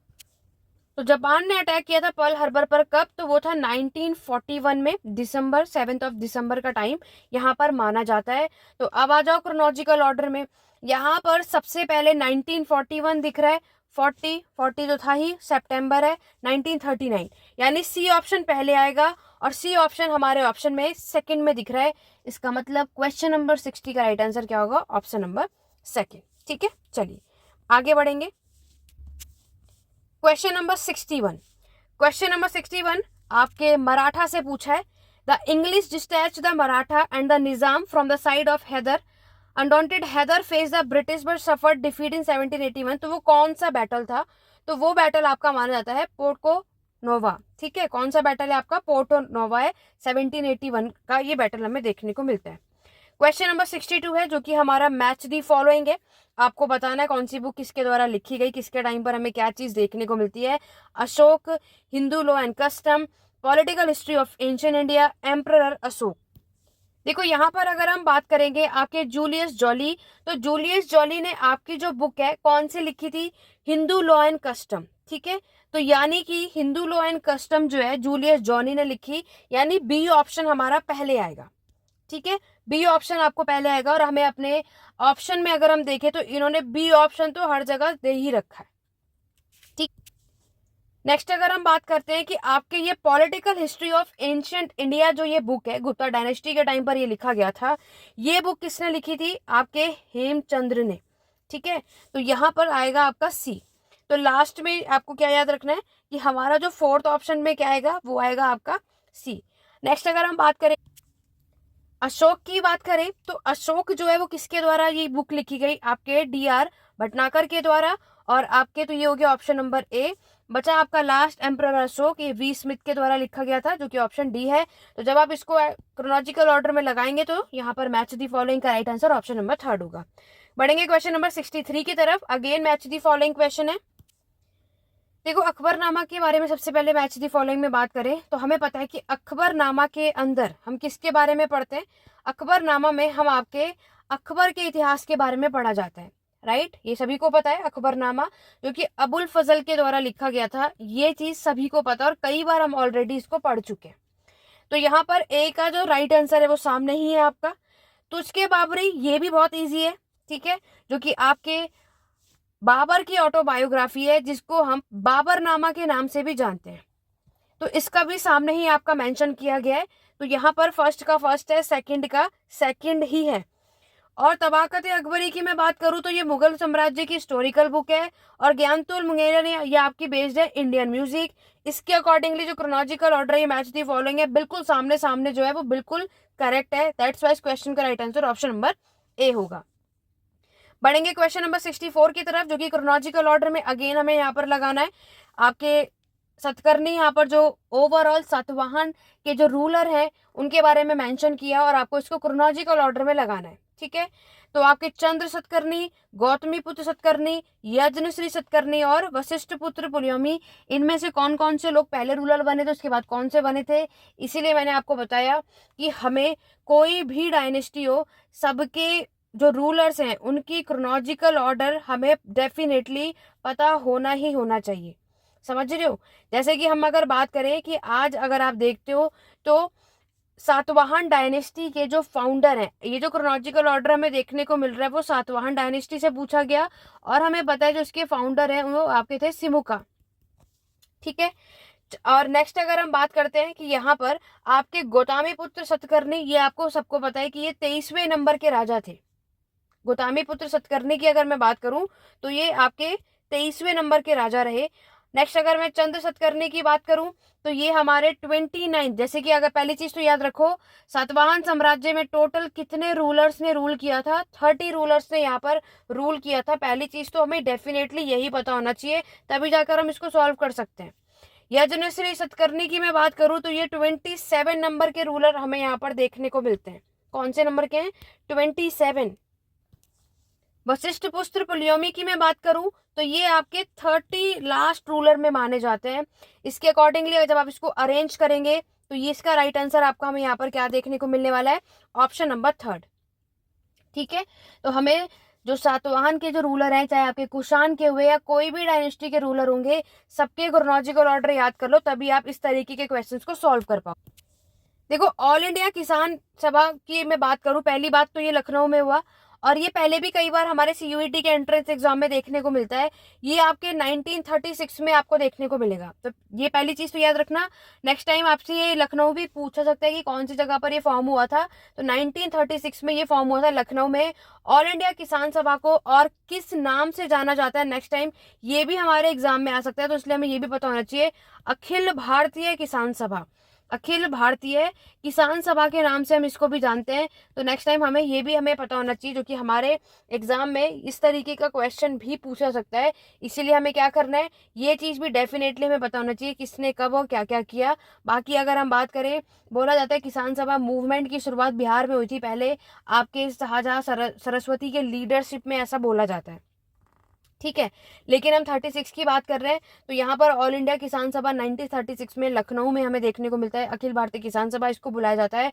और दूसरी चीज जो हमें इसके हेड याद रखने अपने एग्जाम के परस्पेक्टिव से, वो थे आपके स्वामी साजानंद सरस्वती, जो भी मैंने आपको बताया।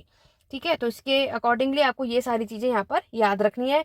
क्वेश्चन नंबर 65 का right answer option number D होगा। क्वेश्चन नंबर 63 की तरफ बढ़ते हैं, जिसमें आपसे गदर पार्टी वॉज फॉर्म्ड एट, तो गदर पार्टी भी कई बार हमारे प्रीवियस ईयर क्वेश्चन में पूछा जा चुका है, जिसमें हमने यहाँ पर देखा था कि गदर पार्टी की अगर मैं बात करूं, पहली बात तो ये फॉर्म हुआ कब, तो ये याद रखना है 1913 में, है ना। पहली चीज तो हमें क्या याद रखनी है, 1913 में।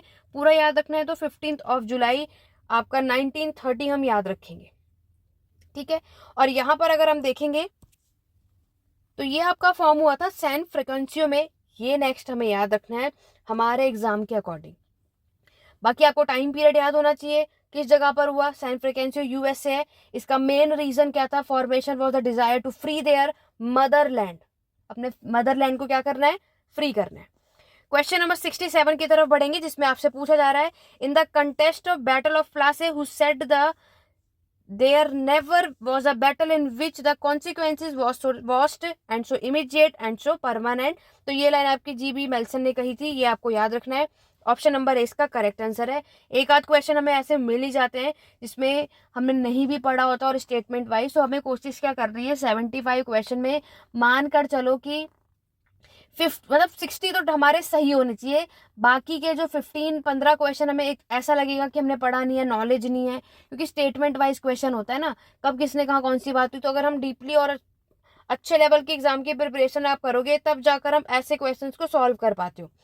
68 क्वेश्चन में आपसे पूछा है, Indian museum Calcutta was founded in 1814।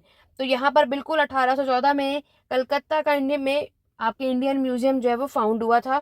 Next अगर हम बात करें, James Fergusson travel in India between 35 से 42 and documented the example of ancient Indian monument in the history of Asia and eastern architecture. तो यहाँ पर देखो इन्होंने ट्रेवल 35 से 92 के बीच में ना करके 1835 से 1842 था, मतलब इन्होंने पीछे का टाइम पीरियड तो सही लिखा है लेकिन 18 की जगह 19 लिख दिया है। इसी वजह से ऑप्शन बी जो है हमारा वो गलत हो जाता है। तो ऑप्शन बी जहां जहां आपको दिख रहा है उसे बाहर कर दो। तो यहाँ पर हमें दिख रहा है कि या तो अब ऑप्शन ये सही होगा या तो ये सही होगा। अभी मैंने आपको बताया ऑप्शन ए हमारा सही है, तो साफ सीधी बात इस क्वेश्चन का राइट आंसर क्या होगा, ऑप्शन नंबर बी। राजेंद्र लाल मित्र ने आपके पब्लिश किया था बौद्ध गया, तो ये बिल्कुल सही है। ठीक है, चलिए क्वेश्चन नंबर 69 की तरफ। आपको एक तरफ बुद्धिस्ट के वर्शिप का सिंबल दे रखा है और उसका मतलब हमें यहाँ पर बताना है। देखो अब बुद्धिज्म के सिंबल्स हमने ऑलरेडी पढ़े, जैसे कि आप देखो जब हम आपके व्हील के बारे में देखते हैं तो व्हील हमें पता है ये जो आपका बुद्धिज्म में व्हील सिंबल जो है स्पेशली आपके धर्म चक्र के लिए दिया गया। क्या बोला जाता है हम इसे क्या बोलते हैं, आपके धर्म चक्र के लिए, राइट। तो इससे बात एक समझ में आती है। यहाँ पर हमें किस रास्ते पे हमें जाने के लिए बात करते हैं, इनलाइटनमेंट की तरफ।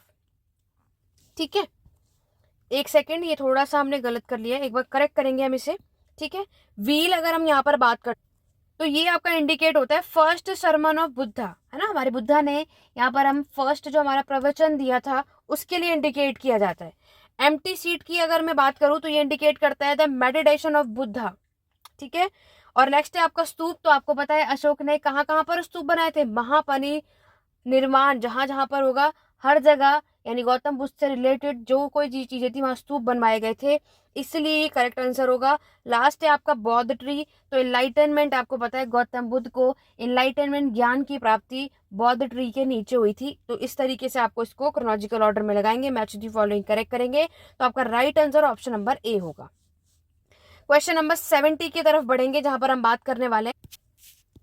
देखो यहाँ पर अगर हम बात करें तो इसमें से कौन से ट्रेवलर हैं जिन्होंने आपके पोस्टल सिस्टम ड्यूरिंग दिल्ली सल्तनत के टाइम पर बताया था, तो बिल्कुल वो थे आपके इबन बतूता। इबन बतूता ने ही यहाँ पर बताया था आपकी दिल्ली सल्तनत में जो पोस्टल सिस्टम है उसको एक्सप्लेन करा था। ठीक है, तो राइट आंसर यहाँ पर हमारा बनता है ऑप्शन नंबर बी।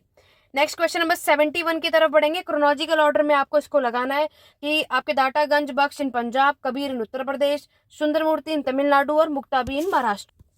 तो जब आप इसका पूरा क्रोनोलॉजिकल ऑर्डर में इसको आप लोग देखेंगे तो मैंने टाइम पीरियड यहाँ पर मेंशन कर दिया है, उसके अकॉर्डिंगली आपको इसको राइट आंसर चेकआउट करना है। बढ़ेंगे क्वेश्चन नंबर 72 की तरफ जिसमें आपको बताना है हु गेव द टाइटल शेर खान टू शेर शाह।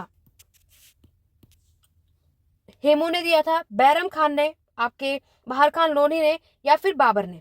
तो यहाँ पर देखो कि वैसे तो इसका करेक्ट आंसर यहाँ पर ऑप्शन नंबर थर्ड है, बिल्कुल सही है। टाइटल शेर खान का मतलब क्या है, टाइगर खान आप देखोगे, और यहाँ पर इन्हें शेर शाह का जो टाइटल है ये आपके किसने दिया था, आपके बहार खान ने। तो इसका राइट आंसर ऑप्शन नंबर आपका थर्ड होगा। जब ये हमें जो ये कह सकते हो कि ये टाइटल ना लाइक आपके बिहार का सूबेदार था, उसके लिए हम इसको देखते हैं। क्वेश्चन नंबर 73 आपके तहकीकात हिंद जो है इसमें क्या डिस्क्राइब हुआ है। पहली बात तो यही पता होना चाहिए कि ये बुक लिखी किसके द्वारा गई। देखो पहली ये कई बार हम ऑलरेडी कई बार पढ़ चुके हैं। ठीक है, पहली बात तहकीक हिंद को और किस नाम से जाना जाता है, किताब उल हिंद। मैक्सिमम लोग ये भी आप देखोगे लेकिन किताब उल हिंद इतना एग्जाम में मेंशन नहीं करते, तहकीक हिंद ही मेंशन करते हैं। ये बुक आपके एल्ब्रूनी के द्वारा लिखी गई थी। किसके द्वारा, एल्ब्रूनी के द्वारा लिखी गई। और अगर हम बात करें कौन सी लैंग्वेज में लिखी गई थी तो पर्शियन लैंग्वेज में हम देखते हैं, जिसमें इसमें आपके पर्शियन लैंग्वेज में यहाँ पर लिखा गया। अब अगर हम बात करें कि यहाँ पर आपके इस तहकीक हिंद में किस चीज को डिस्क्राइब किया गया है, क्या चीज यहाँ पर बताई गई है, वो तहकीक हिंदी देखो आपका सबसे one of the most literally foreigner source Indian history का माना जाता है। तहकीक हिंद जो है ये हमें इंफॉर्मेशन प्रोवाइड करता है मेडिएवल इंडियन के कल्चर और इकोनॉमी के बारे में, और ये पर्शियन ट्रेवलर एल्ब्रूनी के द्वारा लिखा गया था। तो बिल्कुल इस बुक में हमें किस चीज के बारे में एक्सप्लेन किया जाता है, आपके 11th सेंचुरी का इंडिया का डिस्क्रिप्शन के बारे में। 73 का राइट आंसर होगा ऑप्शन नंबर ए। क्वेश्चन नंबर 74 है which of the following was early capital of Harshvardhan. ये तो पीवाईक्यू में भी आया है, मैक्सिमम लोग मिस्टेक जरूर करते हैं और कन्नौज लगा कर आते हैं, नहीं। तो यहाँ पर इनकी जो अर्लीस्ट कैपिटल है वो आपकी होती है तनेश्वर। क्या होती है, तनेश्वर। तनेश्वर के बाद अगर हम बात करेंगे, क्योंकि तनेश्वर कहाँ है, प्रेजेंट डे में हरियाणा में देखोगे, बाद में इसकी जो कैपिटल है वो शिफ्ट होती है कहाँ, कन्नौज में। ये कई बार आ चुका है, मैं दोबारा से बता रही हूँ। मैक्सिमम टाइम आपको हर्षवर्धन का ये कन्नौज और ये आपका तनेश्वर मैक्सिमम टाइम आया, फिर भी लोग इसको गलत करते हैं। मॉडर्न डे में मैंने आपको क्या बताया कि ये हमें कहाँ पर, हरियाणा में देखने को मिलता है। हर्षवर्धन का टाइम पीरियड आप सभी को पता है, 606 ईस्वी से लेकर के 647 ईस्वी तक इन्होंने यहाँ रूल किया था। और किंग हर्षवर्धन के टाइम पर यहाँ पर जो तनेश्वर और कन्नौज, बाद में तनेश्वर से कन्नौज में कैपिटल जो है वो आपकी शिफ्ट हुई। कन्नौज जो है हमारे इंपीरियल इंडियन डायनेस्टी रह चुकी है, क्योंकि हम ऑलरेडी यहाँ पर देख चुके हैं। तो ये सारी चीजें आपको इसके अकॉर्डिंग याद रखना है। 74 का right answer option number D है। और नाउ आज का लास्ट क्वेश्चन है, जस्ट बिकॉज सीयूईटी के पीजी एंट्रेंस एग्जाम में 75 क्वेश्चन आते हैं। कमेंट जरूर करना कि आप लोगों का जो 75 में से कितने क्वेश्चन आपके सही हुए, कितने क्वेश्चन आपको टफ लगे, किस लेवल के टफ लगे, कहाँ पे सबसे ज्यादा प्रॉब्लम आई, एंशिएंट, मेडिएवल या फिर आपके मॉडर्न में। नेक्स्ट क्वेश्चन है, on whose that Palmer the British resident at Pune remark with him department all the wisdom and moderation of the Maratha government. तो इस क्वेश्चन का राइट आंसर होगा ऑप्शन नंबर 3 नाना फैदरेस। ठीक है, तो यहाँ से और यहाँ पर जितने भी लोग 2026 के एग्जाम की प्रिपरेशन कर रहे हैं, मैं दोबारा बता रही हूँ, सीयूईटी पीजी एंट्रेंस एग्जाम में इसी तरीके का और आगे लेवल बढ़ता ही रहेगा। 2025 का ये क्वेश्चन पेपर मैंने एनालाइज करवा दिया है विद एक्सप्लेनेशन, और आपको एडिशनल इंफॉर्मेशन भी मैंने प्रोवाइड कर दी है। बाकी 2024, 23, 22 के भी प्रीवियस क्वेश्चन पेपर मेरे चैनल पर है, नहीं देखा है तो जाके चेकआउट कर लो। और 25 से एनालाइज से समझ में आ गया कि आप जितने भी लोग 2026 में एग्जाम देने वाले हो, लेवल बढ़ता जाएगा। अपने एग्जाम की प्रिपरेशन बढ़ा लो और अभी से एग्जाम की प्रिपरेशन कर लो, और आगे इसी तरीके से और भी वीडियोस देखने के लिए मेरे साथ बने रहिए। पेड क्लासेस अवेलेबल है, 8882196980 पे कांटेक्ट कर सकते हो, जहां पर आपको पेड क्लासेस और notes CUET PG entrance exam के लिए प्रोवाइड किया जाएगा। मिलते हैं अपने नेक्स्ट वीडियो में। आज की क्लास कैसे लगी कमेंट करके जरूर बताना। वीडियो को लाइक शेयर कर लो अपने हर एक स्टडी ग्रुप में, ताकि और भी स्टूडेंट की हेल्प हो सके। मिलते हैं अपने नेक्स्ट वीडियो में। आज की वीडियो में बस इतना ही। Thank you for watching.